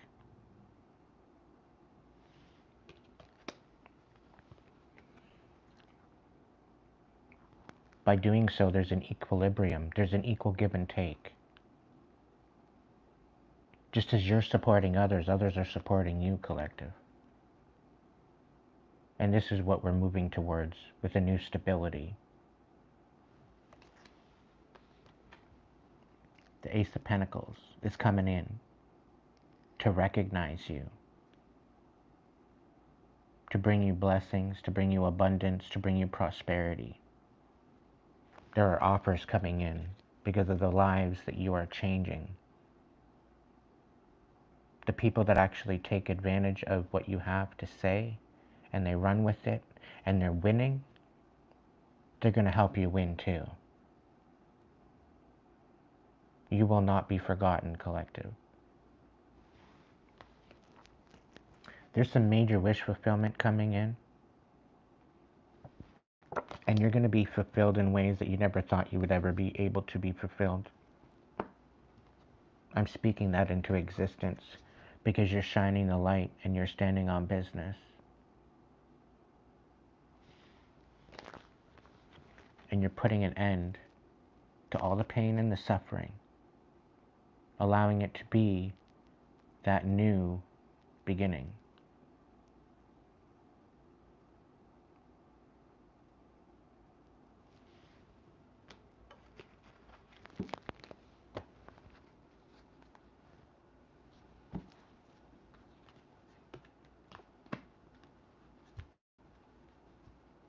Now, I've got a whole stack here. I've got a 1, 2, 3, 4, 5, 6. I've got a full stick. I have a full 6 stack of reading here with my vibe cards. And this is basically what I've been uncovering for this reading. And I've been in it for 111 minutes already. I'm finding it's taking forever to get through this. I know we're enjoying the message, but Spirit's asking me to speed it up because there's other messages that need to come out. So I'm going to continue going through this, but I'm only going to take 2 clarifiers for each card rather than a full set. Okay? Striptease, gamble, Vegas, nightlife in the reverse. Can I get 2 clarifier cards for this? Pretty please.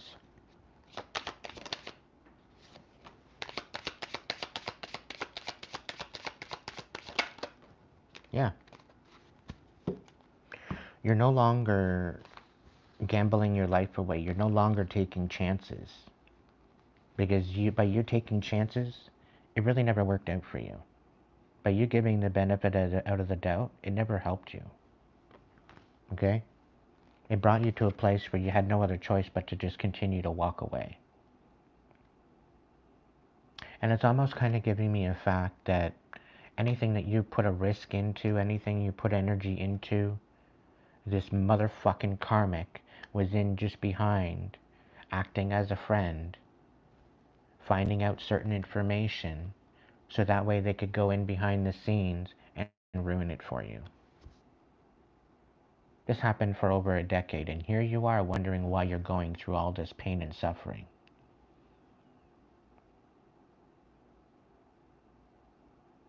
And everything that you seem to come to love, you had to walk away from. And it left you heartbroken. It left you empty. It left you feeling like, what the fuck is the point? But the enlightenment, the truth, the pattern, as you went within and you recognized who the hell you are and what you represent as far as your integrity, your self-respect, your self-love, your forgiveness, your ingenuity, your integrity, everything about yourself.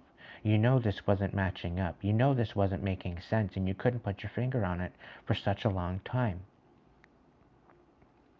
Only to find out there was an in particular energy that had you kept walking away.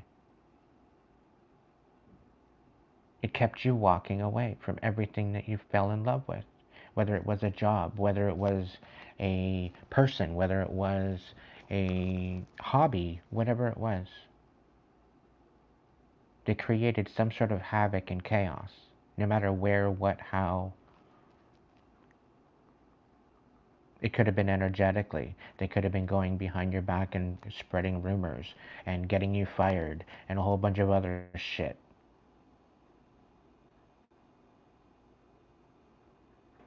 They wanted you to be helpless.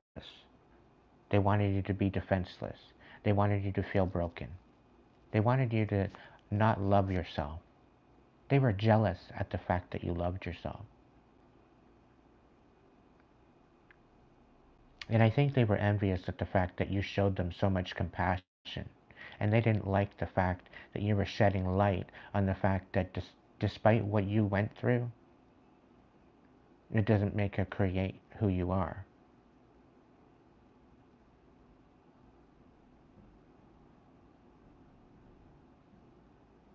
Okay?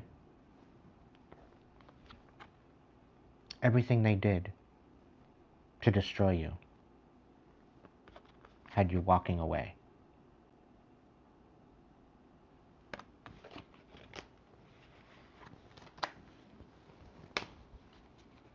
Karmics, third parties, haters, lesson learned.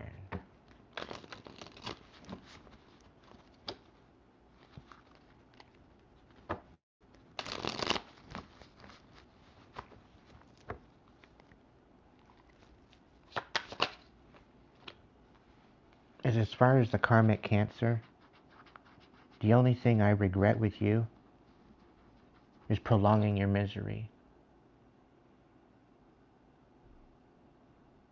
Because by prolonging your misery, you prolonged mine. By showing you love and compassion, all you did is show me hate. All you did is show me jealousy and envy, hate, ridicule, judgment. And you didn't give a fuck about me. So the only thing I regret is prolonging your misery. I shouldn't have tried to save your life that night. I should have let you do what you're going to do. Because I have a feeling, had I let you do what you were going to do, I wouldn't have been in the shambles that I would have been. However, the blessing in all of this, I came out stronger for loving you. I became resilient for showing you compassion. Okay? All because of your actions towards me, out of jealousy and envy, trying to ruin my life for saving yours.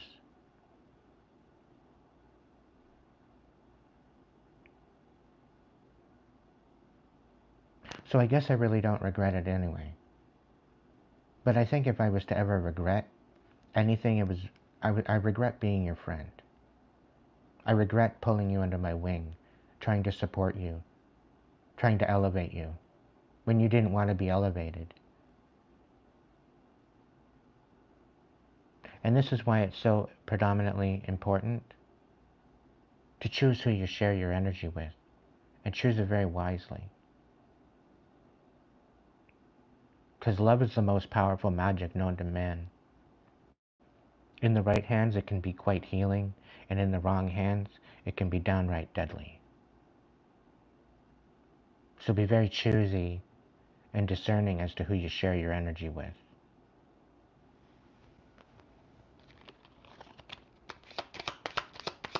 Karmics, third parties, haters.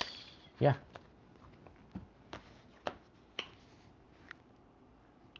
It's going to come to light.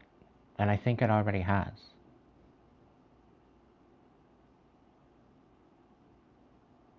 Okay? It's coming to light how they tried to end you. It's coming to light what they did to try to destroy you.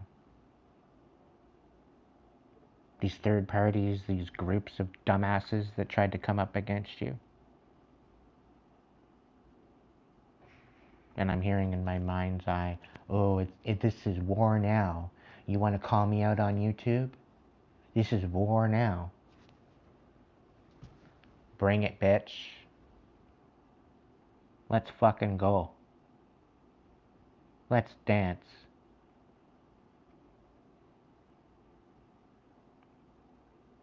They want to come up against you. They want to try to ruin your life because of the compassion you show, collective. The math ain't mathin'. I think they missed the whole fucking equation here. The karmic ass bullshit energy isn't gonna survive.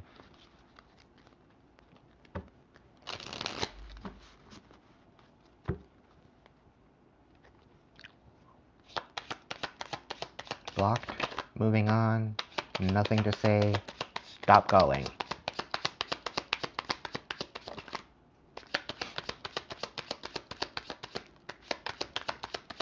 Okay, I'll let it slide.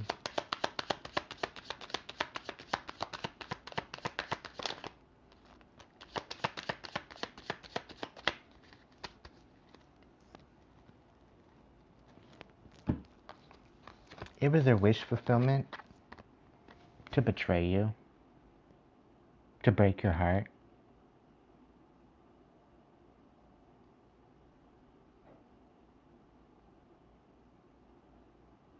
Isn't that fucked up? Isn't that sadistically stupid?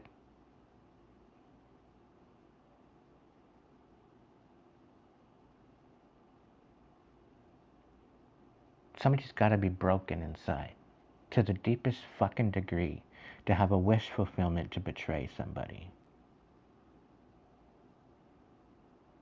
Little do they know, they're only betraying themselves in the end. Are they feeling a little overwhelmed? Or is that what they wanted for you? It's a bit of a toss-up at this point, ain't it? Because the math ain't mathin'.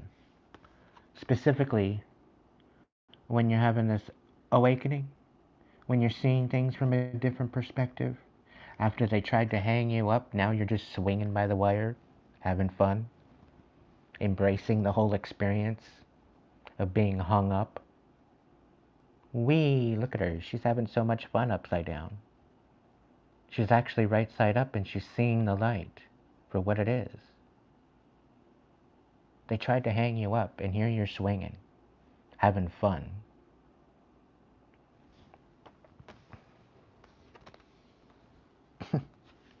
Focused on the future, I might add.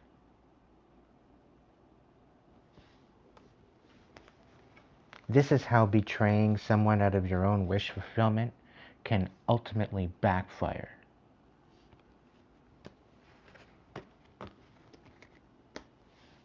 And it's all because you're blocked. It's all because we've moved on. There's nothing left to say. So stop fucking calling. Stop messaging. Stop talking behind my back.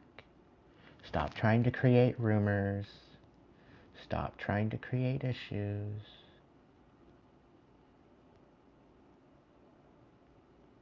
It's not going to turn out very well for you. I fucking guarantee it.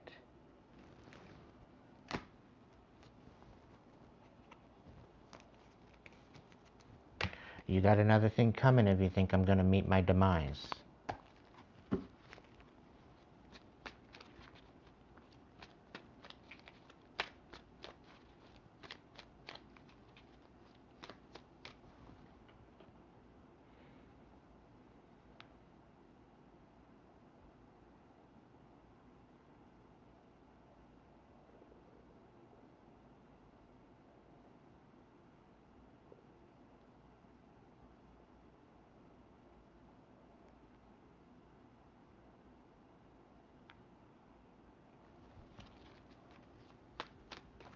Wishful thinking, nostalgia, deja vu, second chances. That's in reverse. Clearly.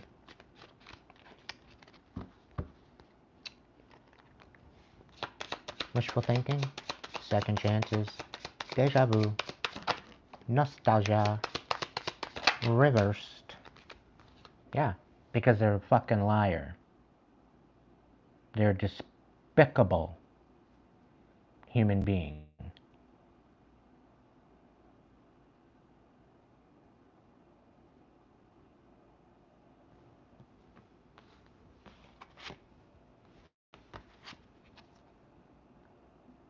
Need I say more? Need I say more? Oh, can we have a second chance so that way I can betray you again? What? What?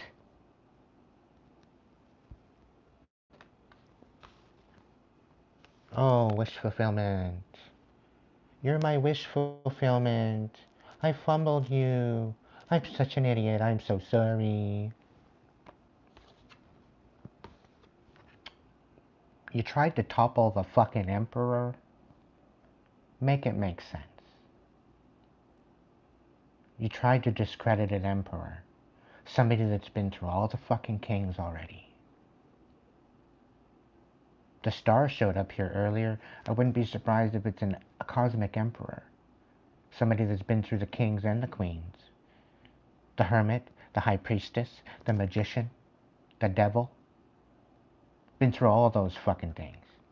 And here he stands. Sitting on a throne.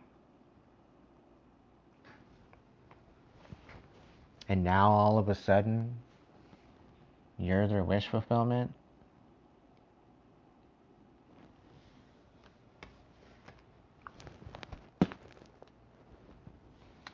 Blows my fucking mind. A hell to the fucking no.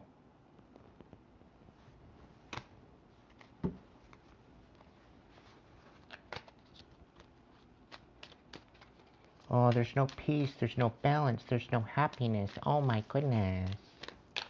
Heaven forbid. Heaven forbid you're not fucking happy.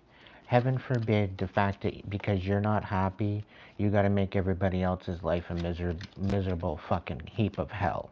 Right? That's what makes you so sadistic and so selfish. Okay? And this is what makes you a sorry excuse of a human being. Alright? For you to be that extremely toxic, to think that you can get a second chance, and because you're not receiving any type of harmony and balance, you're going to go wreak havoc in other people's lives and tear them down just to get a leg up. I'm telling you right now, that's not the way things work. And you're finding out in a very, very, very sad and despicable way. You are learning your lesson. Clearly. Yeah. Because you worked with the devil and you were very, very extremely sneaky at working with the devil to try and confuse the collective from moving forward, stopping at nothing to make it happen. You were making deals with demons. You were making deals with devils. You were making deals with people that you shouldn't even been talking to. You were making offerings to particular spirits that you had no fucking business even talking to. Okay? And I'm also getting messages from Papa Legba that he isn't too impressed with you either. He's the keeper of the fucking crossroads. And if it's one person you don't mess with, you don't be messing with Papa Legba. Okay? And I honor Papa Legba. I work with Papa Legba on a regular basis. Okay? I also work with the fucking Reaper.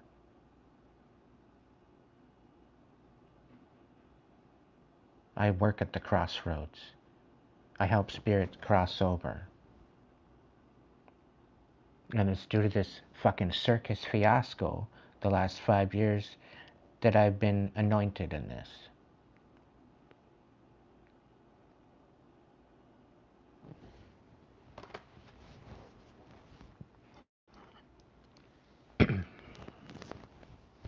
This is where you cannot compete, where you do not compare.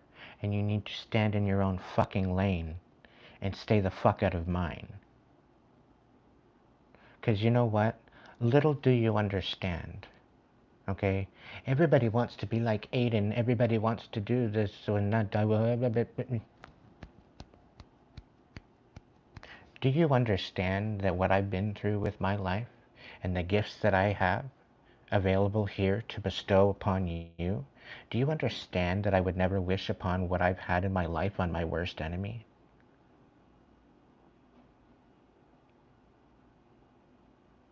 That should fucking say something. Because even for my even for my worst enemy, I would not wish what I've been through in my life.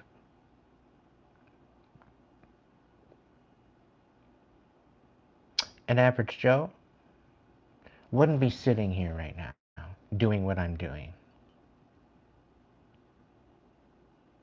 To go through what I went through in my life. To be in the position that I am right now.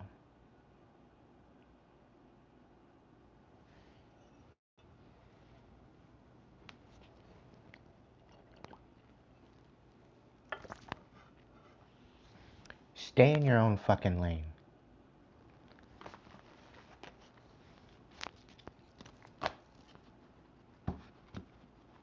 And just be grateful that I come forward and I bring these messages to you to help empower you, to help you see the truth of your own strength, to help you find the strength and the healing within yourself in order to rise above the pain and the suffering that you've experienced. Utilizing me as an example that maybe, you know what, there is still hope. There is still hope for me.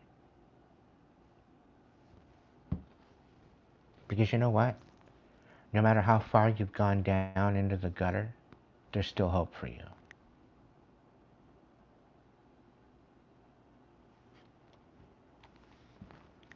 And I speak from personal experience.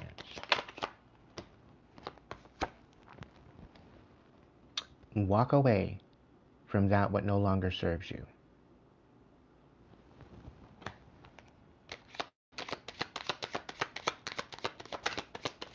By holding on to that shit is what's bringing the imbalance, which is bringing the chaos, which is bringing the sadness. Learn from the lessons.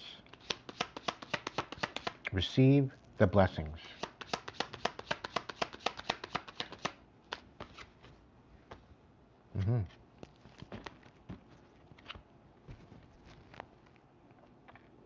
This is confirming the fact that the harmony and the balance and the peace and the happiness that you're seeking and you're not seeming to find is because people are trying to sabotage you. People are trying to get you to miss out on it.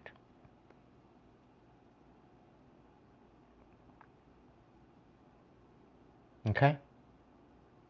This is a confirmation to the swindlers, to the saboteurs, to the imbeciles.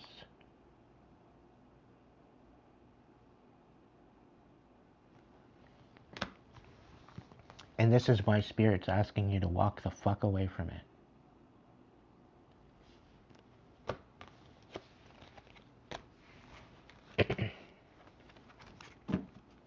Certain people are going to rub you the wrong way. Certain people are going to be in your energy and they're going to seem a little off. And it's off for a reason. Okay? Spirit's trying to tell you something. Spirit's trying to say, yo, there's a bastard in your energy that's being real fucking sneaky. Pay attention.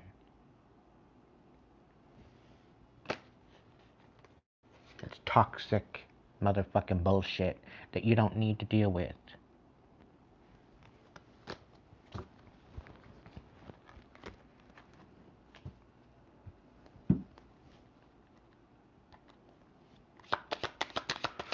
Drowning over your head, overextended, hitting rock bottom.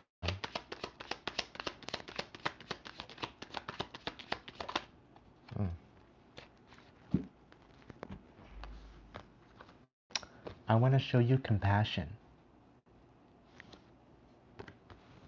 I want to show you how good it can get. Oh, really? Let me betray you.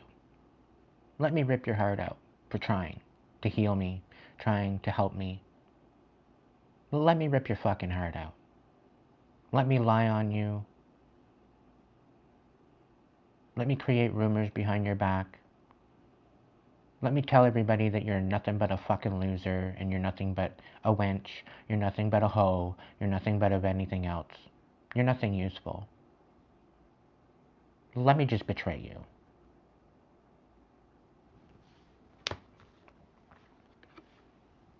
Also, that way you hit rock bottom. Overburdened and over your head. I want to see you drown. I want to see you take your last breath.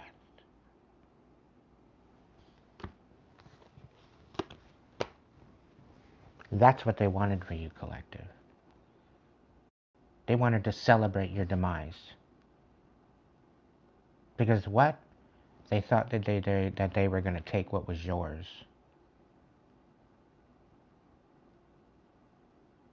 And this is a confirmation to my collective and to my tribe. No one will take what is meant for you.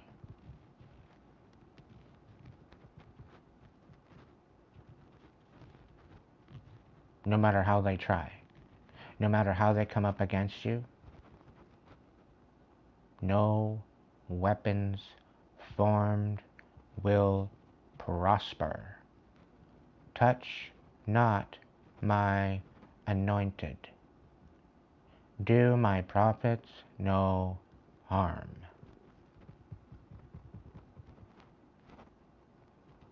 And I didn't stutter.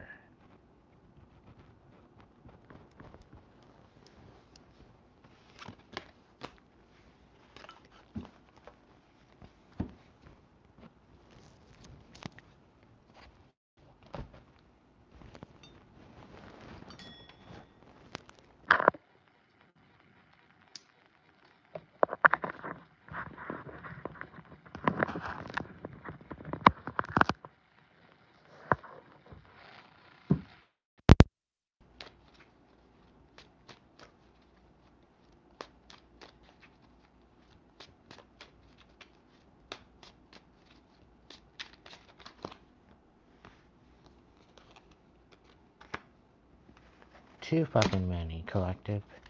Too many. Stressed out, migraines, worry, tension. Why do I got the Pepto-Bismol commercial running in my head? They might be feeling sick to their stomach now. I wonder. I wonder why. Because they ruined your relationship and they tried to ruin everything. But you're not stressed. They kind of did you a favor anyway. They not only sent a toxic motherfucker into your life to try to ruin you and try to break your heart, and try to leave you for dead. It was a big, huge joke, a big, huge game, you know. You're no longer stressed out because you see the truth for what it is now, right? It's pretty sick and disgusting when, you know, you call somebody out on their bullshit and then they try to ruin your life. All because you unmask them, all because you see them for who they are, all because they don't want to take accountability for their own actions. And yeah, you called them on it. You called them on their shit, and they couldn't handle it, so they tried to destroy you.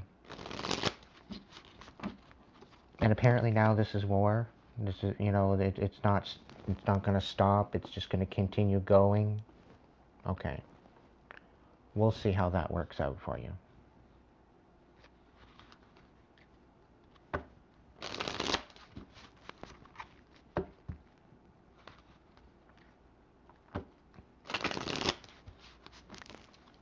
They're thinking that they're keeping their hands clean, and there's already a trail.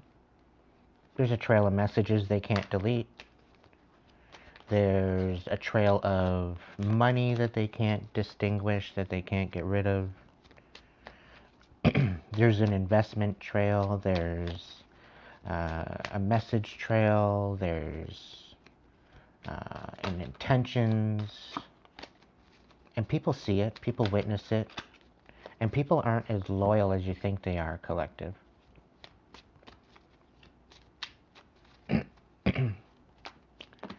And there are moles in the mix, and they're about to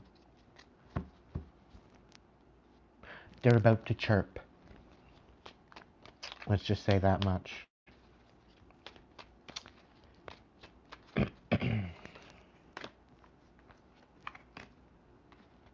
Yeah, I'm done with this. I is done. That was a one hell of a long vibe check, everybody. That's not even the reading. That's just the vibe check. We're just getting into it. 139 minutes in. Wowzers.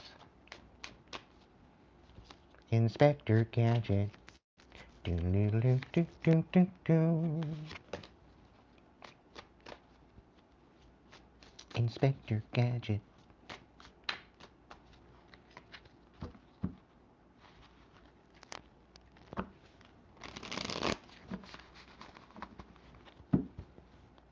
Go Go Gadget Third Eye.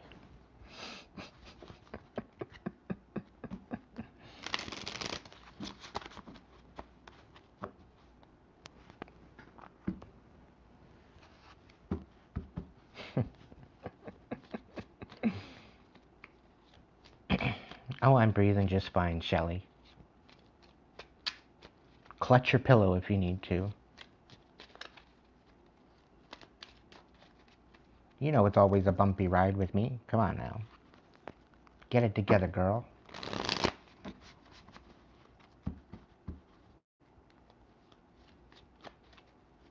Yeah, bullshit blocker, yeah.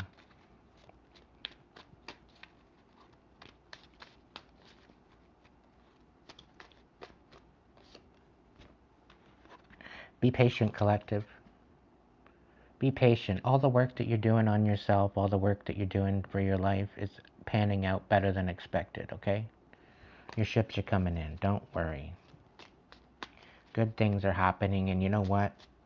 Your haters, your karmics, your saboteurs, they're going to have to watch you win.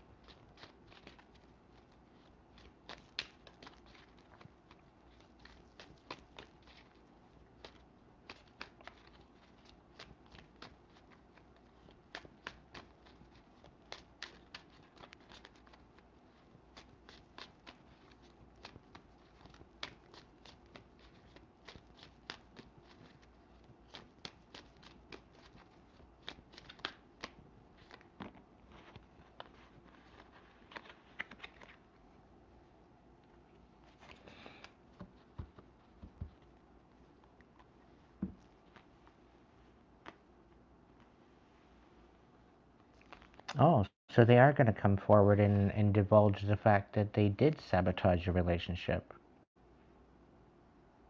Interesting. And they did it to hurt you. They did it because they don't believe that you deserve love, and they believe that you don't deserve to be loved. Because they don't love themselves. Please, help me make that make sense. Please.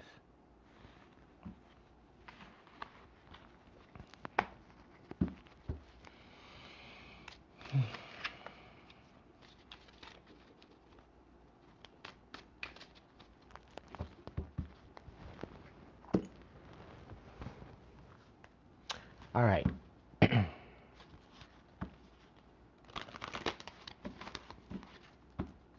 Angels. And now let's get to the nitty-gritty, shall we?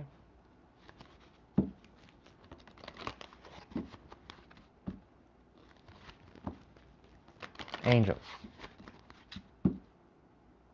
Of all realms, of all planes of existence, what is the overall message for my collective? I'm going to start off with the higher arcana. And I'm going to work into the lower courts and the lower arcana.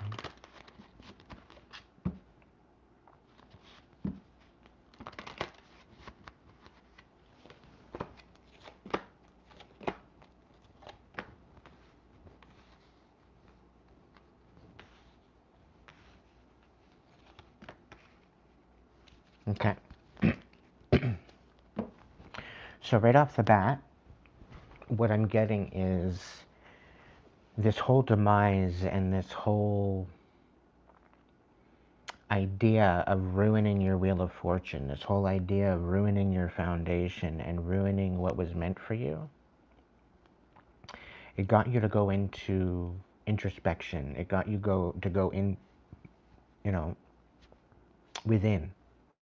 It got you to go within and really reach deep within your competence, within your stance on your life, and within how you wanted to just to be, right?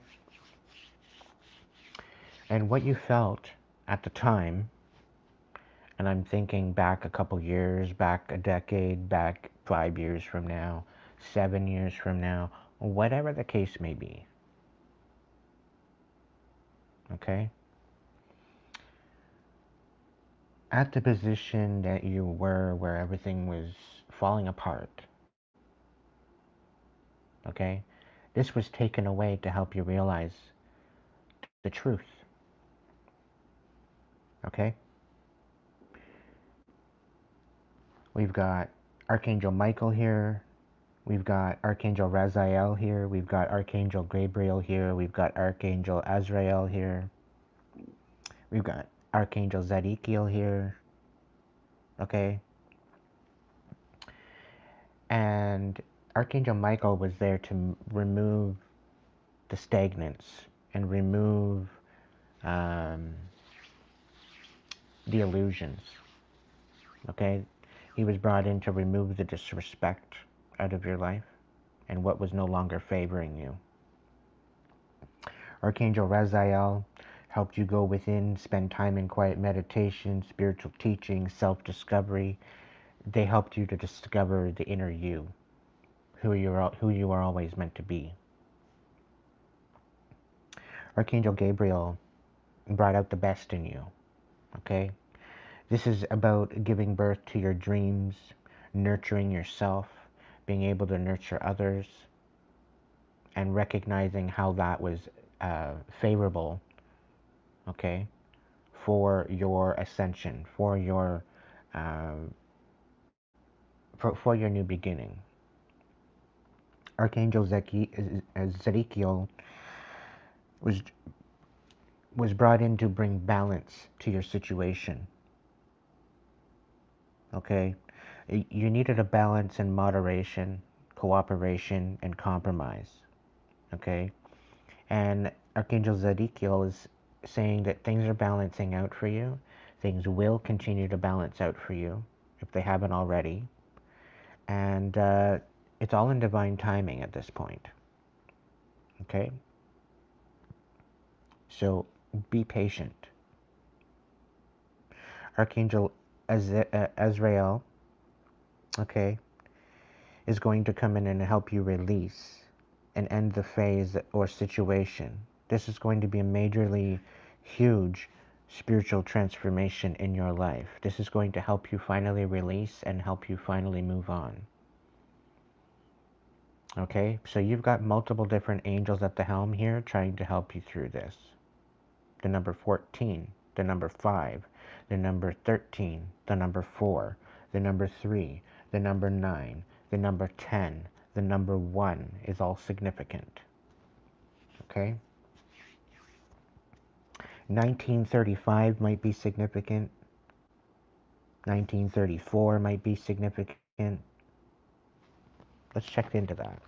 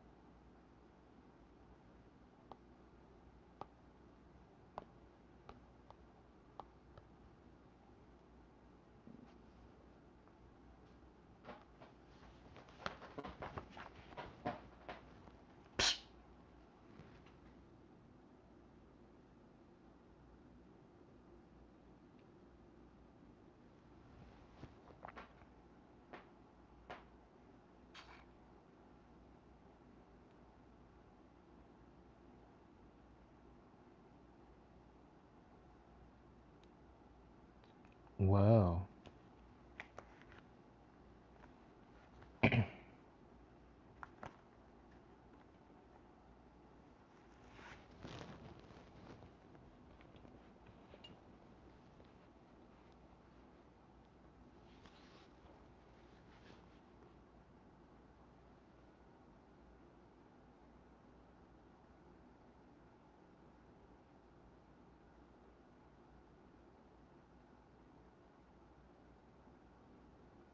Just a little bit creepy, everybody. What I'm finding out here. Hang on a second.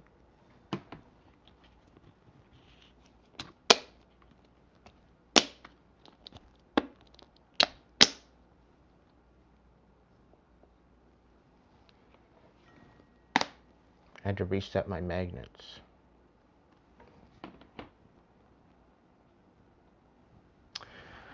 So in 1934 and 1935, AI overview, mind you, key events included the Dust Bowl in the United States, the Night of the Long Knives in Germany, the Indian Reorganization Act, and the establishment of the FBI. Here's a more detailed look at the events of those years.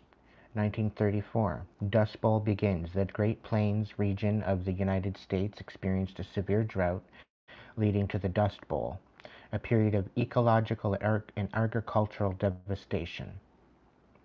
Considering what Bill Gates is doing with the current status quo of the agricultural system, it doesn't surprise me.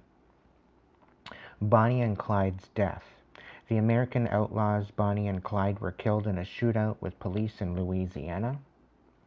Night of the Long Knives in Germany. Adolf Hitler ordered the assassination of hundreds of Nazi Party members he perceived as political or potential rivals. Interesting. I'm not going to mention anything. Indian Reorganization Act. President Franklin D. Roosevelt signed the Indian Reorganization Act, for which aimed to reverse the Dawes Act and promote Native American self-governance. The Securities Exchange Act of 1934 enabled on June 6th the act requiring the registration of stock exchanges. Dion quintuplets born. The Dion quintuplets, the first to survive infancy, were born in Canada. And Adolf Hitler and Benito Mussolini meet for the first time at the Venice Biennale. Biennial? Whatever that is. I don't know. 1935. The FBI is established. The Federal Bureau of Investigation, FBI, was established with J. Edgar Hoover as its first director. The Lindbergh kidnapping trial, the trial of Bruno Hauptmann, who was convicted of the kidnapping and murder of Charles Lindbergh Jr., took place. And also General Motors sit-down strike. So workers at the General Motors Fisher Body Plant number 1 in Flint, Michigan, staged a sit-down strike to demand union representation, a fair minimum wage, safer working conditions, and to prevent outsourcing to non-union plants. And also the state of New Jersey versus Bruno Richard Hauptmann began on January 3rd, 1935. What else? In just 1 year, the FBI managed to take down several notorious criminals, including John Dillinger, Bonnie and Clyde, Babyface Nelson, and Charles Pretty Boy Floyd. The most major events in 1934 were certainly the shooting of Bonnie and Clyde in April 1934 and John Dillinger in July 1934. Okay, is there anything else significant? Significant events that occurred in Holocaust history between the years 1934 and 1939. Let's look at it.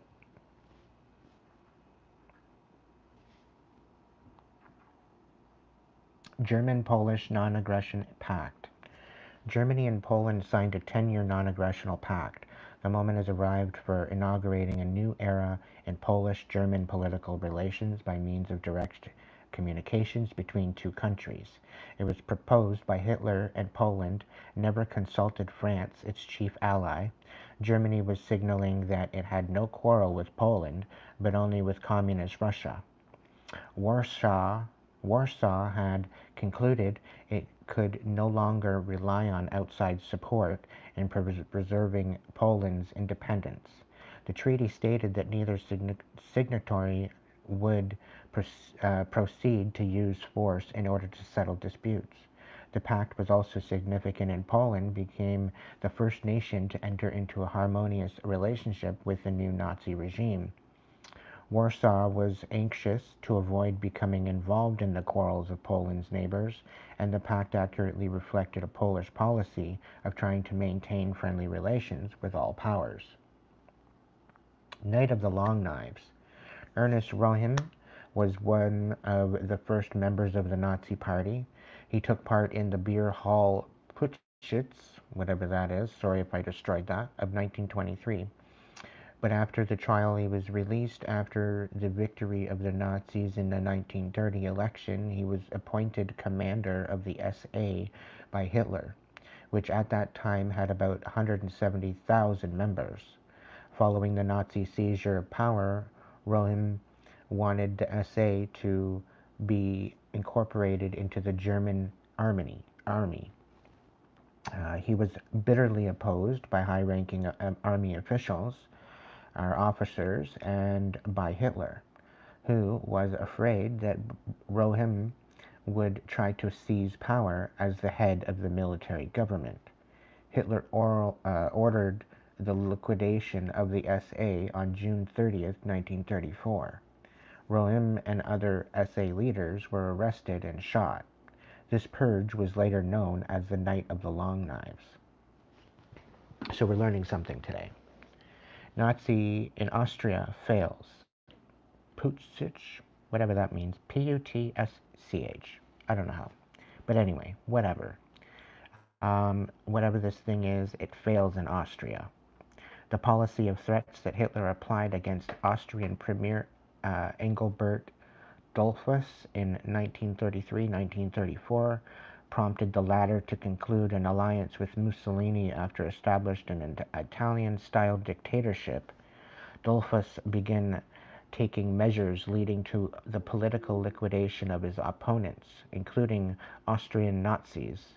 In response, the latter assassinated Dollfuss on July 25, 1934, hoping thereby to exploit the assassination for a Putschich. The Putschich failed.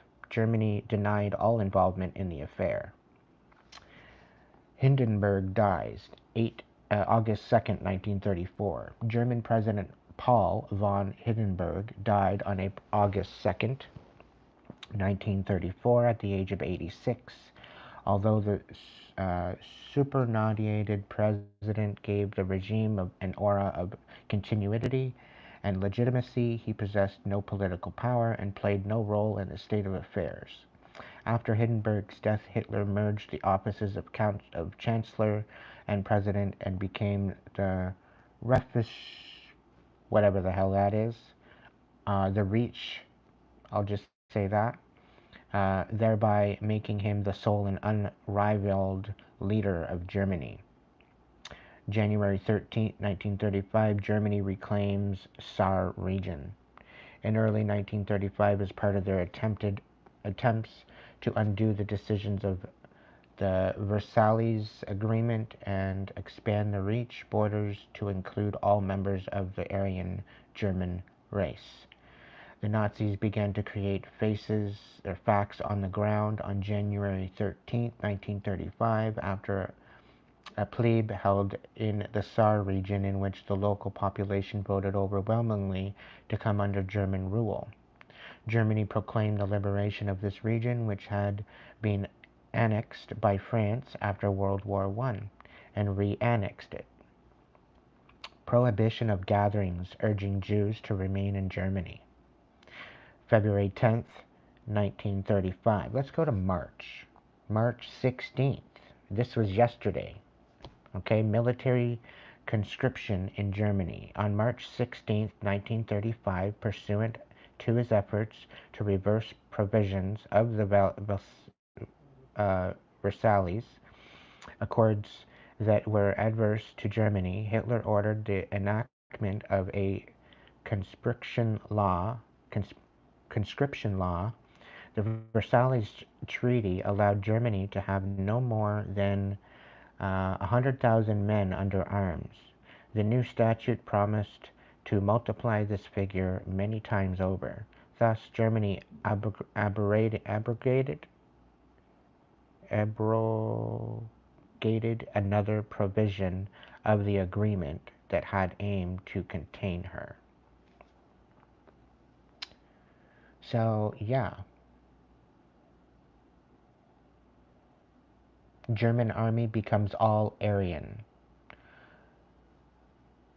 On March 16th, the German government promulgated the formation of the Wehrmacht German Army law, although the law stipulated that service in the Wehrmacht be performed on the basis of general compulsory service. Jews would not be allowed to serve in the ranks. In the letter to the Minister of War, Werner von Blomberg, on March 23rd, members of the Reich complained that the law deprived Jews of the right to be German soldiers. Their protest on this account was no avail. Jews not welcome signed temporary removal. German-British naval agreement concluded. Nuremberg laws enacted. Yeah, 9/15/1935.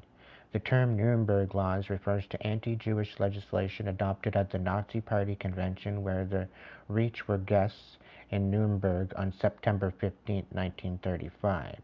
Two swiftly elaborated acts brought about the final legal and social separation of Jews and non-Jews in Germany. The Reich citizenship law deprived Jews of electoral rights and made them into second-class citizens.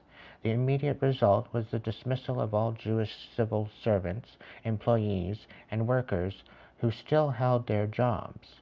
The citizenship law provided the legal basis for 13 subsequent administrative orders. The second law endorsed by the Reich that day was a law of the protection of German blood and German honor. The statute forbade Jews to marry nationals of German or kindred blood. In the wake of this law, a complicated classification system was enacted defining various degrees of Jewishness according to how many grandparents were Jews, i.e., members of the Jewish community, full Jew, considered Jewish, etc. Each decree had its own specific privileged rights and disabilities. Aryans and German blood were never defined. The law is a clear expression of Nazi radical ideology and also clearly illustrates the pseudoscience behind it. Individual Jews were defined by their lineage and objective biological corroboration. But the root of their lineage, their grandparents' identity as Jews, was determined by membership in the Jewish religious community, a most subjective and non-scientific corroboration. It's interesting how things are tending to repeat themselves.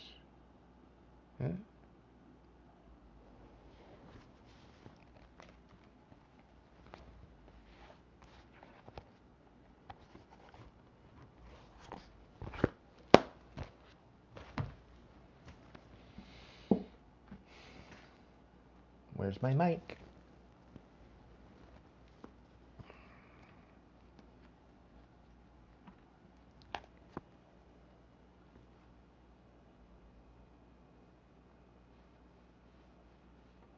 The current foundation is crumbling because it was not fixed to begin with. It was not resolved. It was not brought to resolution to begin with.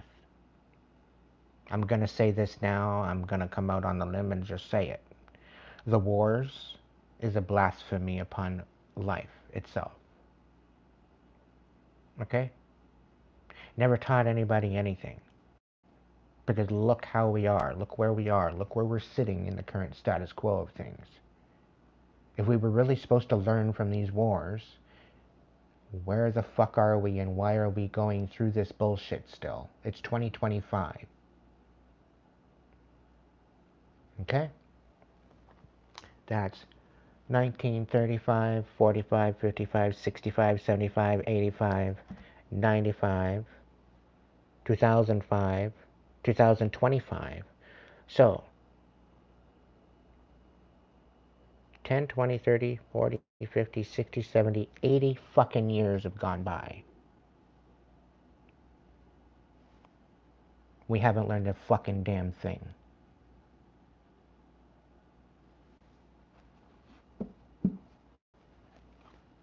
'80, 90 years. We're almost at the 100-year mark. Whatever. Thank you, Zane. I know averages, I know the basics, but I'm not really focused on the exact numbers, because I don't give a fuck. But thank you. Thank you for helping me out with that.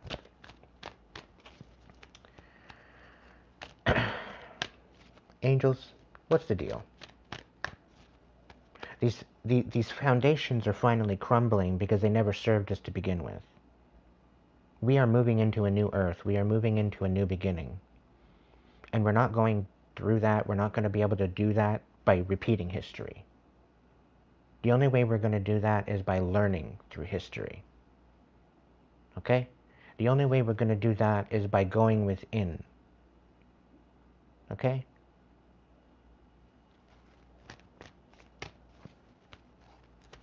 Recognizing what we can offer the world to try to balance things out and finally release the past because it doesn't last. Okay?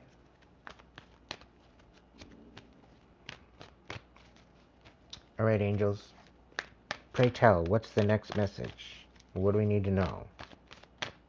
From the lower arcana point of view, what do we need to know? The wheel and the hermit, is there any clarification on that? What's the clarification on that?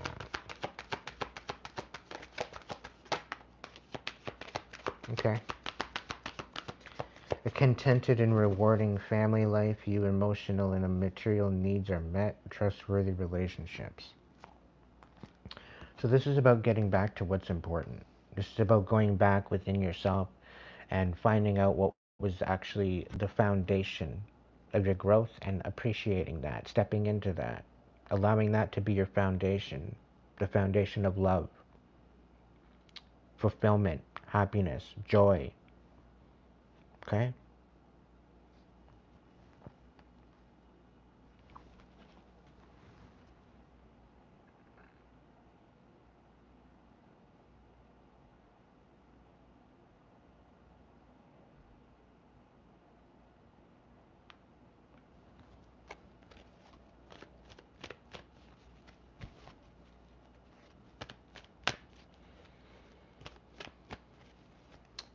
Whatever. No skin off my back. What's the scoop? Tell me more. The Hermit and the Empress. What's going on with that? Thank you. We got the Page of Fire. Outgoing, creative, competent, mischievous. News of an exciting new endeavor. Use your originality and ingenuity. Okay? So this is where you get to step into your power and get creative, collective.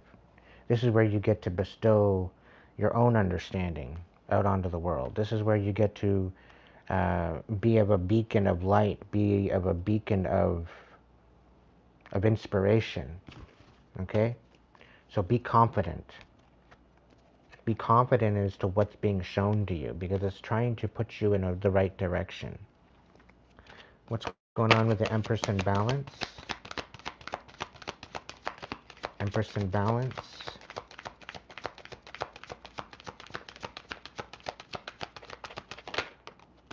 Yeah, Ace of Fire.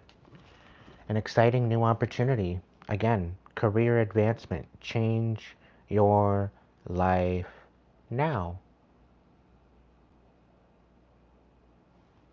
Okay? Step into your power and allow your insight and the fiery fire within you to guide you into this new exciting opportunity. Balance and release. Ace of Water. Okay, balancing out your heart space, balancing out your mind, body, and soul, and standing in this whole idea of falling in love again with yourself, or a resurgence of a relationship, spiritual growth and enhanced intuition, a new home. So there's definitely something coming in where it's going to be a benefit to you. Okay, you're going to finally be able to release the past and balance things out. Be patient, collective. Be courageous, be creative, be confident, knowing that your pathway is going to be brought for you.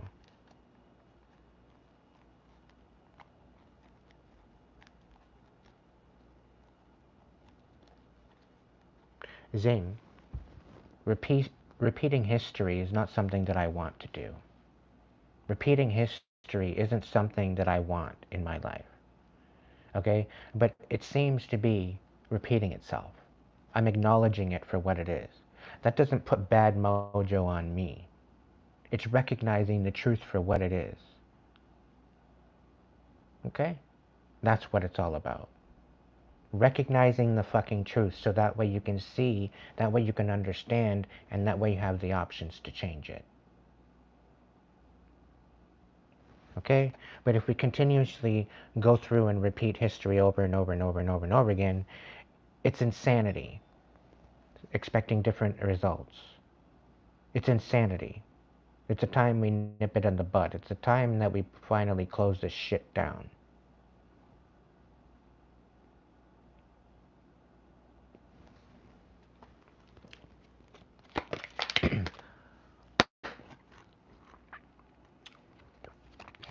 Don't tell me how to do my job.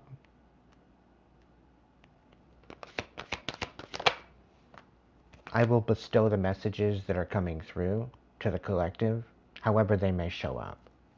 I will use my own discretion as to how I will divulge that information. And if I feel that I don't want to divulge particular messages, I'll make that decision.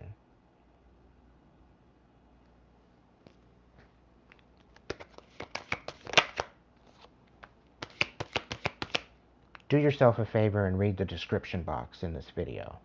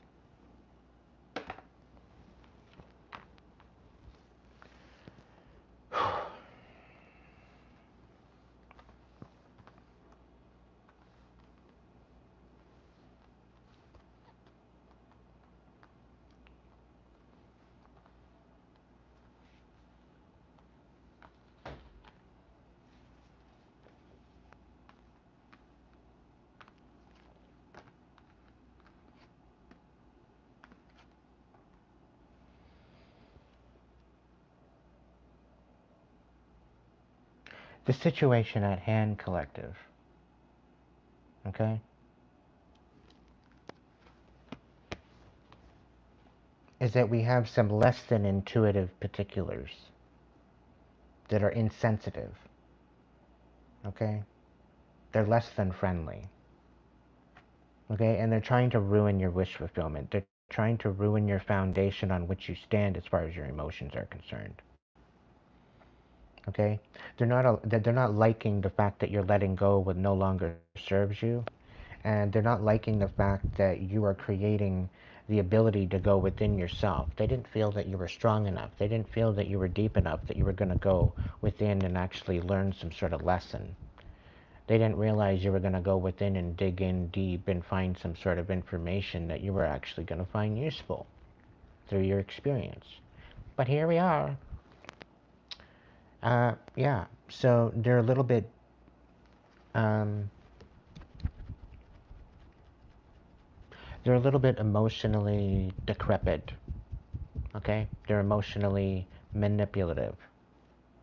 And they're going around talking shit, misunderstanding you on purpose, thinking that that's okay.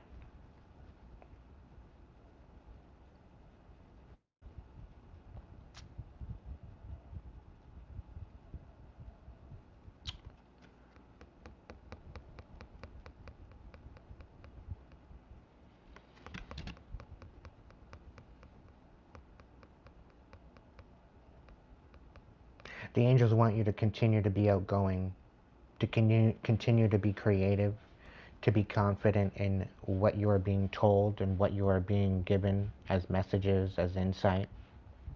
Okay? Because this creativity, this confidence, this outgoing aspect of inspiration, allowing your intuition to guide you in this, it is going to help you create your foundation of what you need to do. Okay? And not only is this going to bring you an exciting new opportunity, this is going to show you as to who you should and who you should not share your energy with. Okay, energy could be transmuted to money, time, energy, love, respect, magic, materials, spiritual knowledge, spiritual wisdom, doesn't matter what. Pick whatever you need to pick to put in its place. Okay?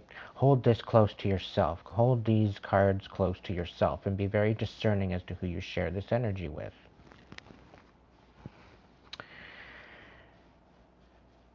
By being inspired, by moving forward, by allowing the guidance of your intuition and the guidance of your heart between the ace of fire and the ace of water, you are fully equipped to be a motivational, idealistic, ambitious, charismatic individual. Okay, you have the right and the right ingredients in order to shine a light for others.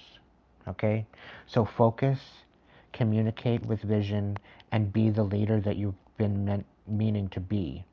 Okay, you are a person of creative endeavors. So the information and the advice that comes from you is very inspirational. So allow that to flow and don't question it. If people have the nerve to question you or question what you're talking about, maybe they need to take a sit the fuck down and start taking notes instead of trying to critique you. The ability to use your intuition and be sensitive to your environment, to be very artistic and creative and friendly, okay? This is going to bring about more stability for you, okay? In the flow of abundance, a promising business venture, important documents or contracts are coming in. So there's definitely some big offer coming in for you as the Ace of Earth. So not only do we have the Ace of Earth, we have the Ace of Fire, we have the Ace of Water. Okay? Now, the fact that you're having to have all of this particular information close to your heart, and the fact that you are using discernment as well as trying to be motivational, as trying to be ambitious and charismatic and standing in some sort of power position or leader position, shining some sort of light, you're needing to somehow calm the flames and reconcile. Okay?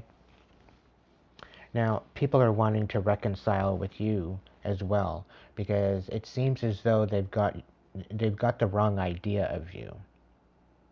And almost they're feeling guilty for coming up against you for having the wrong idea.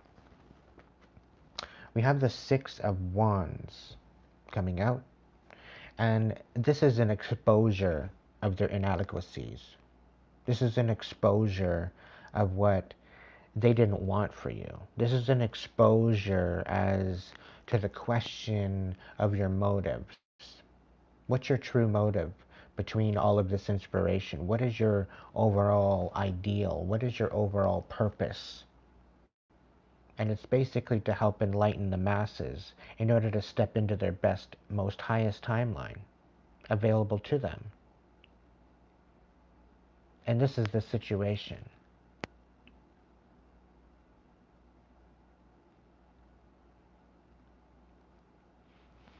Okay? Now I'm going to ask the angels what other messages that we need to hear. What is our activation going forward?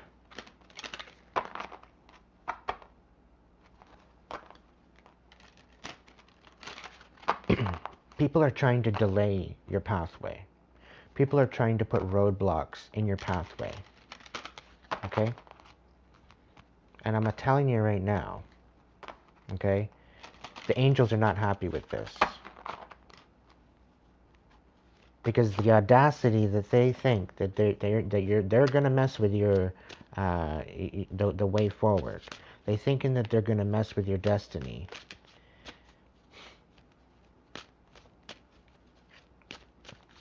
It's not going to work out in their favor.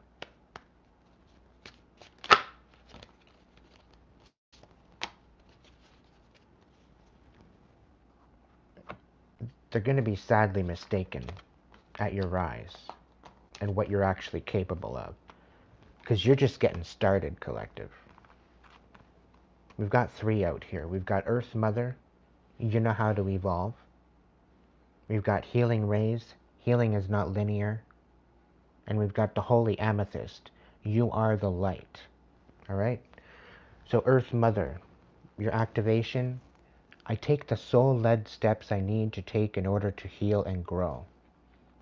There's something that you know that needs your time and attention, something that you know needs your action, something you know is going to help you grow and evolve. Today you are being invited to take the steps you know you need to take to move out of a stuck state and into a state of growth. This isn't a lifetime to fall into old patterns. It's a lifetime to create new ones. Okay?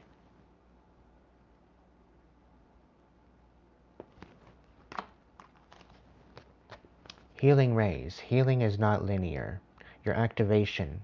I support my own experience of healing. Healing happens today, not tomorrow. Angels of healing are surrounding you at this time, and in order to support their mission of guiding you to a state of wholeness, it's essential for you to move out of the resentment and regret and into a state of trust. Trust in the higher powers that are surrounding you now. They are on your team, working with you, for you, and through you. I 100% trust.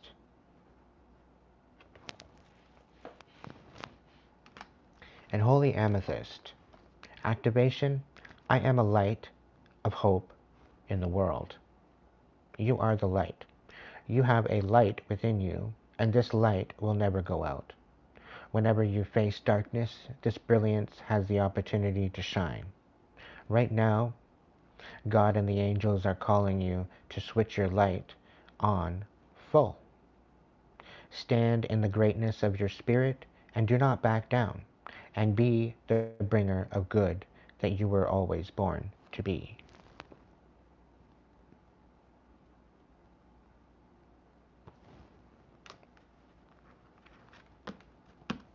This is why it's so important to live up to your calling, to live up to your destiny. Well, Aiden, what does that look like? I wouldn't know. I wouldn't know what that looks like.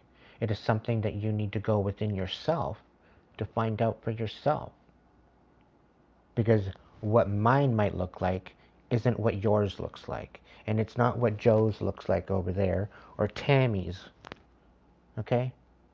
Everybody's view, everybody's destiny, everybody's pathway is different. This is not a quiz. This is not a test where you can look on other people's notes to find out the answers. The only place that you're going to find the answers is within yourself. You can't find this in a book. You can't find this on an internet. The only way through all of this is going within. Okay? Recognizing your shadows, recognizing your pain, recognizing the demons that you've had to slay, recognizing all the pain, all the suffering, all the belittlement, all the unworthiness, the unloved bullshit that we've had to deal with in our existence. Feeling worthless, feeling like we don't belong, feeling like we're out of place. Why is that? And somehow we go to our doctors, we tell them all about it, and they say, oh, that's just an imbalance in the brain.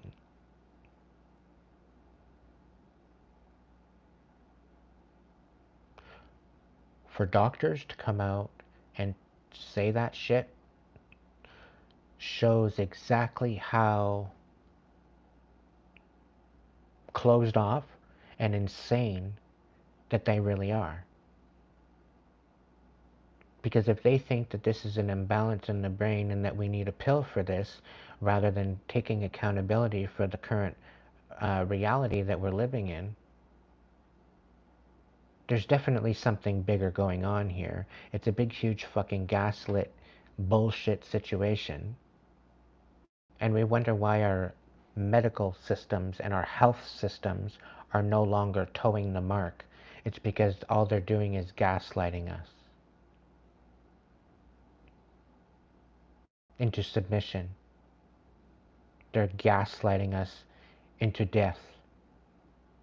And there's even videos out there, which I really don't want to talk about, but there's videos out there stating that when you go to the hospital or when you go to your doctor and when they ask you whether or not you've had the fucking silly string or not, and if you say you've had the silly string, they're going to go put you in a department and go and get you the help you need. But the people that decided not to play with the silly string, they're being put in on something else and they're being literally brought to death because they chose against it. And all they're doing is looking for a trustworthy health professional that can actually help them and not gaslight them and not bring them to their own demise. We're supposed to be able to trust these services. We're supposed to be able to trust these doctors, and they're killing us. They're wreaking havoc and trauma on our life. And it's downright disgusting. And if I'm calling you out and if I'm triggering you, so be it. I really don't give two fucks about it. But you're the problem with this world, doctors that want to gaslight your patients in order to go on a fucking vacation. You want to get people hooked up on medication and dependent on medication so that way you get a monthly bill in the mail. Helping the pharmaceutical companies transfer all of the wealth to them. You all should be ashamed of yourselves. And you all should be contested of your doctorals. You should all lose your licenses. It's disgusting. For you to call yourself a doctor and for you to gaslight your patients and actually not take the validity of their best course of action for their health, and you would sooner rather listen to stupid ass pharmaceutical companies that are only out for the money rather than deal with the actual situation that you have with your patients.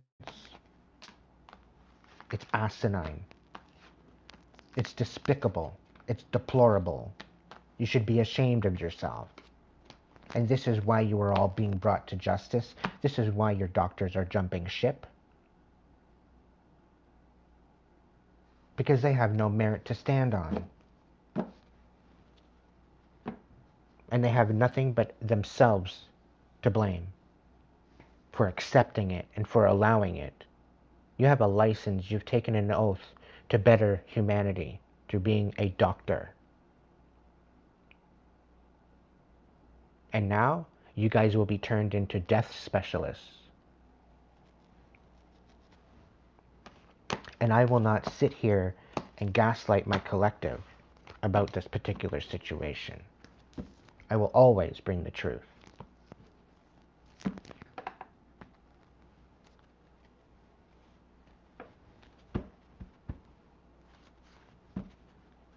Why? Because my collective deserves the truth.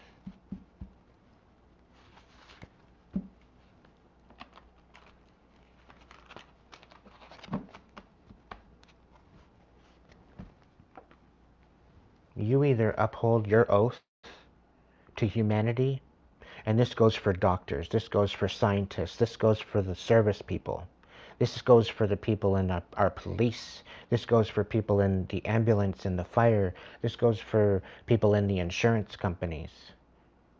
This goes for every service across the world that is offered to the collective.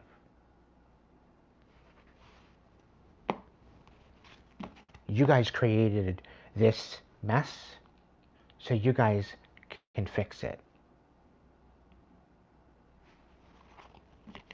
I don't know about you, but if I'm going to take and I'm going to make an oath, I'm going to stand on that oath. And if I was a police officer, I would be out there protecting the people the way that it should be. If I was going to become a doctor, I would be protecting my patients at all costs, and not for a fucking paycheck. It's more than just a paycheck. It's your overall conscience.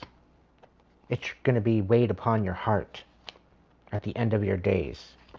And I guarantee you, you're going to be walking into this evaluation with a heavy heart. And your heart will not be light. And you will only have yourself to blame. Nobody else. You either live by integrity and you live up to your vow to humanity, or get the fuck out of the way and let people that want to live up to that vow stand on it.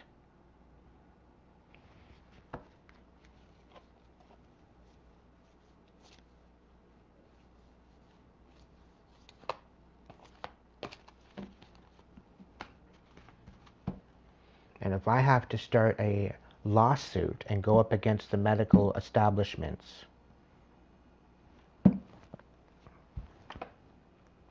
I know for a fact I'm going to have some sort of backing. I feel it within my soul. I will have people.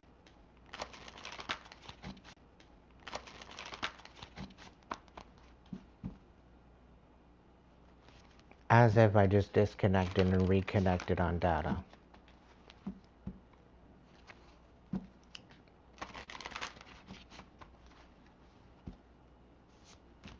I must be spitting truth. Clearly.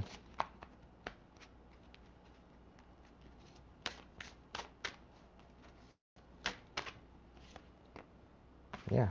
People don't want to learn the fucking lesson. People rather just be book smart than actually learn what it is to step into their profession. People got to drop the anger, the resentment, and the pain and the suffering.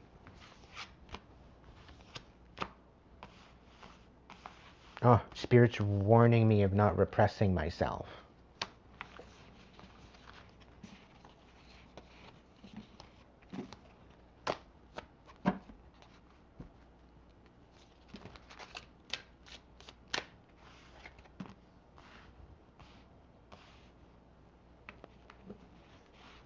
Mm-hmm. Love, submission, and children. So this is about loving yourself. This is submitting to the cries of your inner child. Okay? Learning what they have to say. A message of forgiveness. being able to forgive and forgive others and forgive yourself.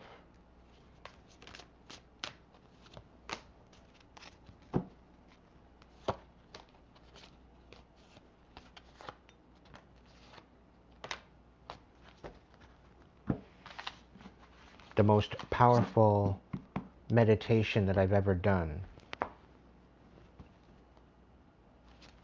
was getting reacquainted with my inner child. Showing up for my inner child that was abused, scared, battered, traumatized. To show up and show that little guy compassion and love, and to apologize for allowing that shit to happen.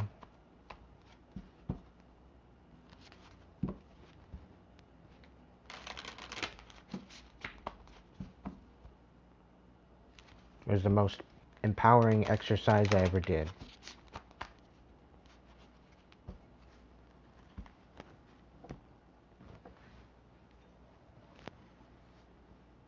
I've been running from the dumbass establishments my whole life.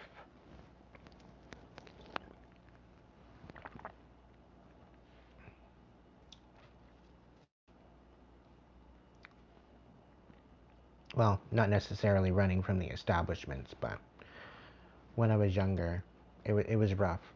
Going in and out of the hospital, in and out of the hospital, being tested on, having to deal with the bullshit, being incubated and isolation and all of that in the hospital. It was disgusting. It was traumatizing. No one deserves to go through that. And if they do have to go through that for any particular medical reason, there should be at least compassion brought into the mix. So that way it's not so traumatic. There needs to be an understanding as to why it's being done. And not just, okay, you need this, you need that, and no questions. If you call yourself a fucking doctor, start proving what you know. Start proving what the fuck the problem is and what the solution is. Where's the study on it? Show us the fucking proof. Start proving your fucking license.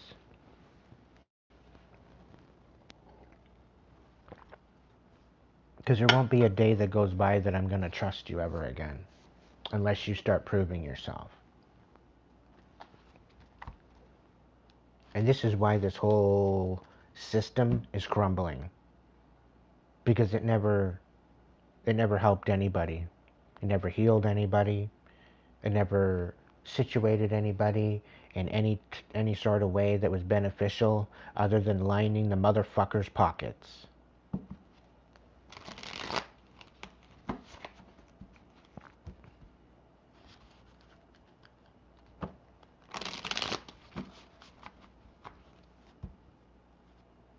There's over $1 trillion, like $78 trillion that was made in the last 5 to 6 years because of this fiasco.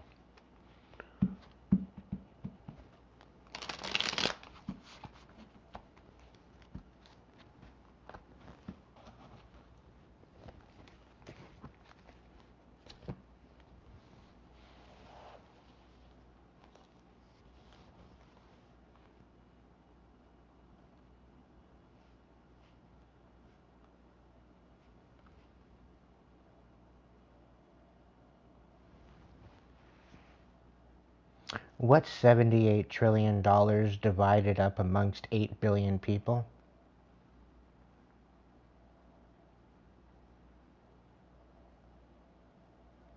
If $78 trillion were divided equally among 8 billion people, each person would receive approximately $9.75.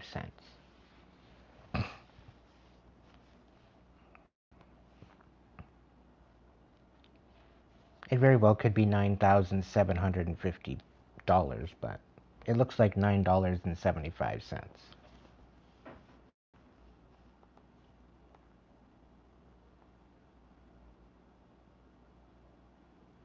That doesn't even look right.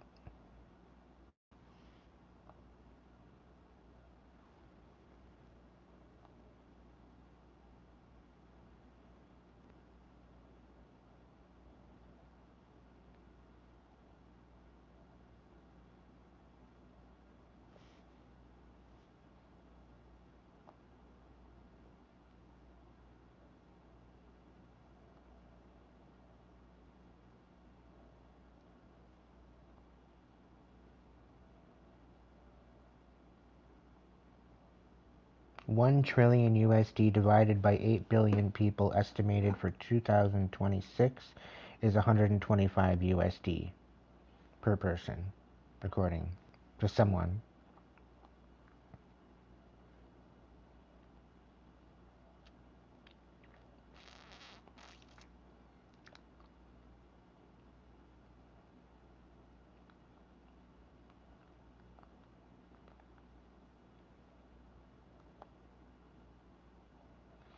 A 100 trillion divided by 8 billion people? 12,500.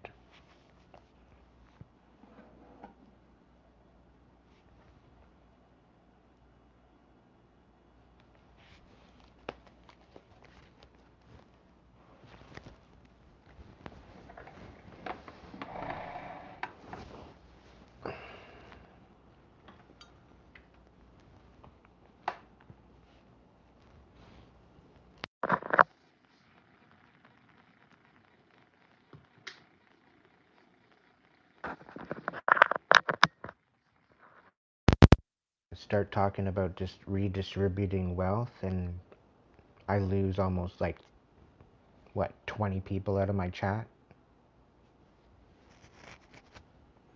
It's probably because I slightly disconnected to trying to take me out.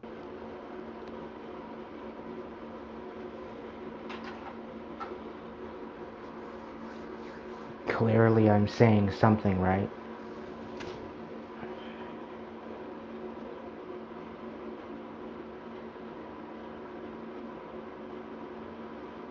Go out and come back in again.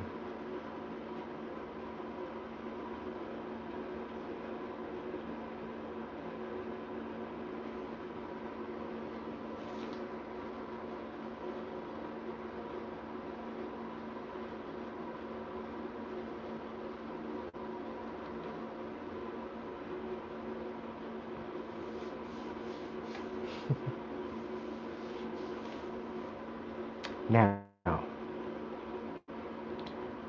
just to reiterate, all the good policemen, all the good doctors, all the good firefighters, all the good teachers, everyone with a good heart, everyone with the vow, everyone with good intention. I'm not talking about you. Okay? Because you remember your oath, you remember why you got into what you got into, and you're moving forward with that, standing on business. And I commend you and I respect you for that. We need more of you in the world. Okay? So I'm not painting you all with the same brush. I must make that evidently clear. Not all doctors are shits. Not all policemen are shits. Not all firefighters or teachers or service people are shit. Okay? A lot of you have done a lot of extreme work on yourselves to become who you are and to be the leaders that you are. And I honor you and I respect you. But what I will not respect are people out there just simply for a paycheck, that are simply out on their ego. That's what I do not respect. Anybody out there creating the demise for humanity,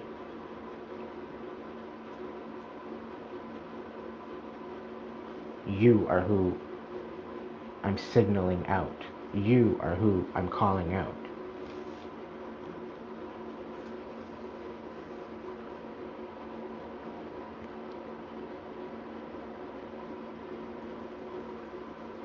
The people out there trying to bring the demise and population control and the eugenics,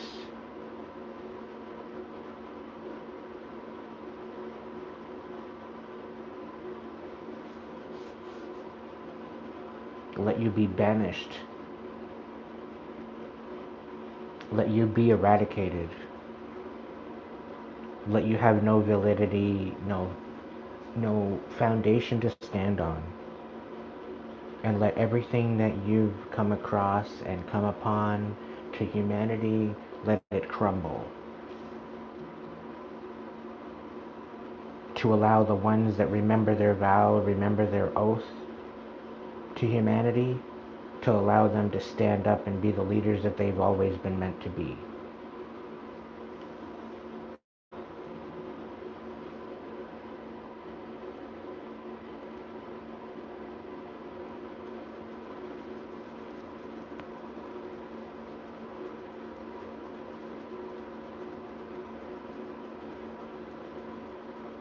I stand with the doctors that walked out, that didn't agree with.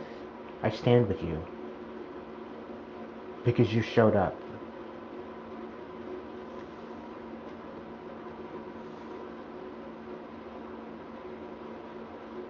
I stand with you that believe in freedom, a personal choice, body autonomy.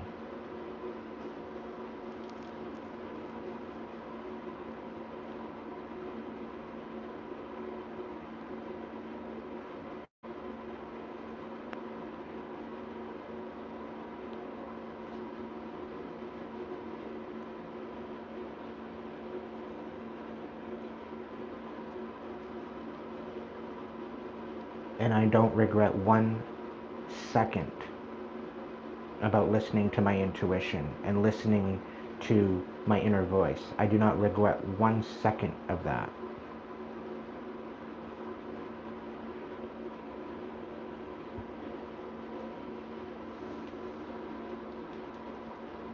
If it wasn't for my intuition, I wouldn't be here right now. If it wasn't for my inner voice wanting to speak out, I wouldn't be here right now. So I stand in solidarity with humanity, with the bettering of humanity.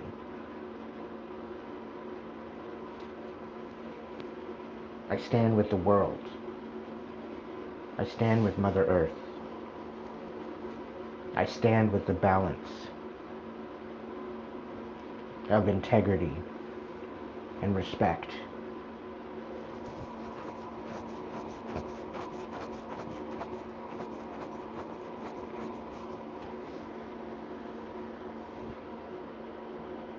And I will not stand by and allow this to happen anymore.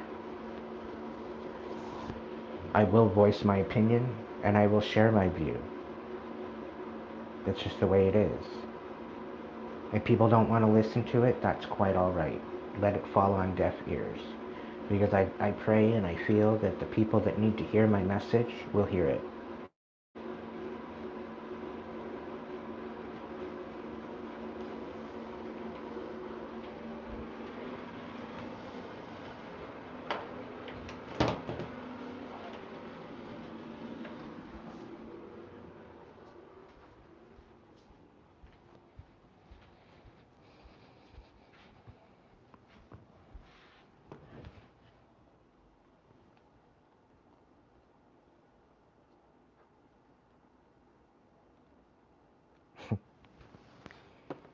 It's just a confirmation that we're standing together, Sarah.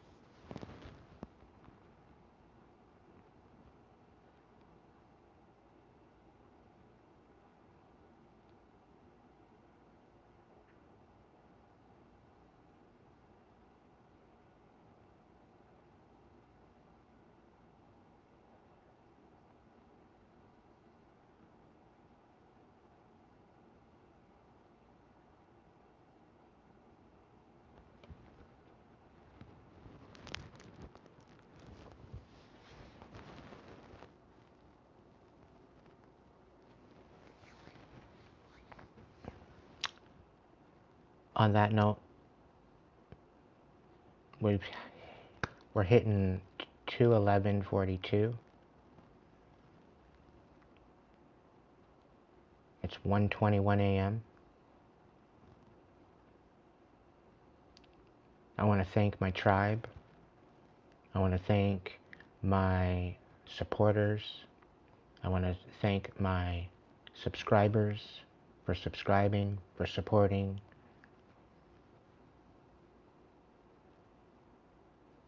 Together, we're going to make good things happen. The more we step into our true calling of our destiny, and we start believing in ourselves, is when things are going to start changing.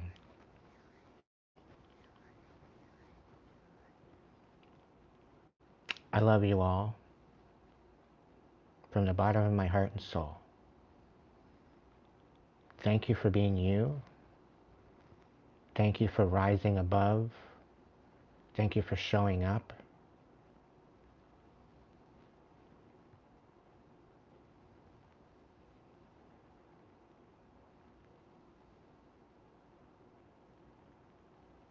Please be strong. We're headed into something beautiful. But first we need to tear down and rebuild. And I can't do it alone. I need your help. If I've ever asked you for help, I'm asking you for help now. Help me help you.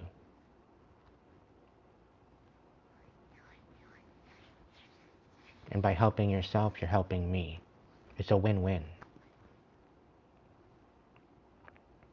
And when we feel that we are standing alone, we're not.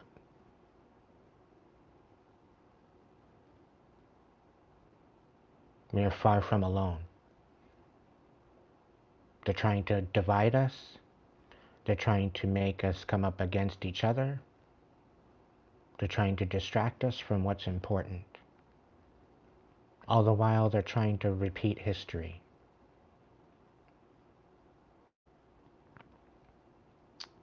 As a collective, we cannot let that happen.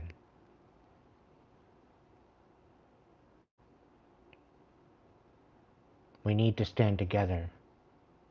Come hell or high water, we need to stand together. Worldwide.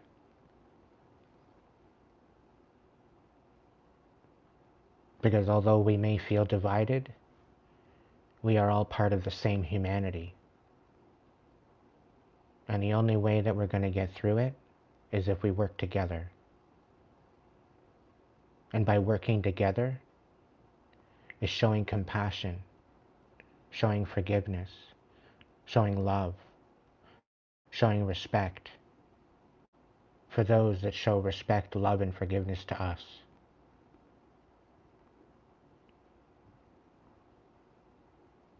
It's one thing to be a Christian and to live by the book.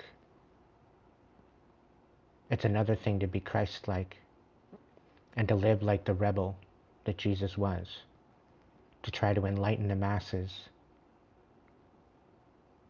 to empower yourself, knowing that you have the divine within you. That same divine gives you life. So questioning the ability that you live is blasphemy. There's a reason why you're here. There's a reason why you're hearing this. There's a reason why you are listening. And we all must stand on the foundation that we're building from the inside out. We work on the pain and the suffering and the trauma on the inside. When we empower ourselves, we step into a more realized goal, a realized wish, a realized reality. When we learn from our mistakes, when we learn from our experiences, and we rise above it to empower the human essence of who we are, we're all winning. When we choose to deprive, when we choose to sabotage, when we choose to take away that what is meant for us, it's very crucial to our survival as human beings on the planet. And unless we work together, we will meet our demise.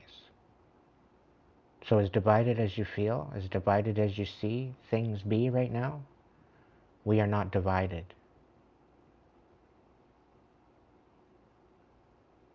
We are one race upon this human planet.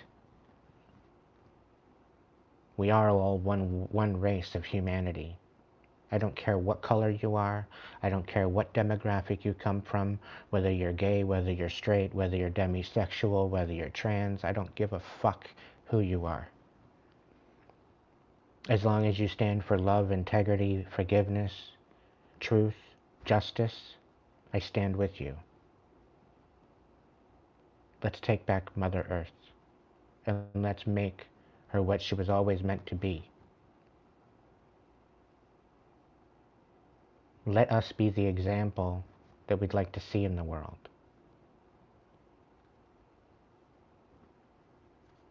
I love you all. If you can't be good at it, at least be good to yourself. So that way we can be good to each other. And until next time, have a good evening. And ciao for now. I'll catch you in the next video.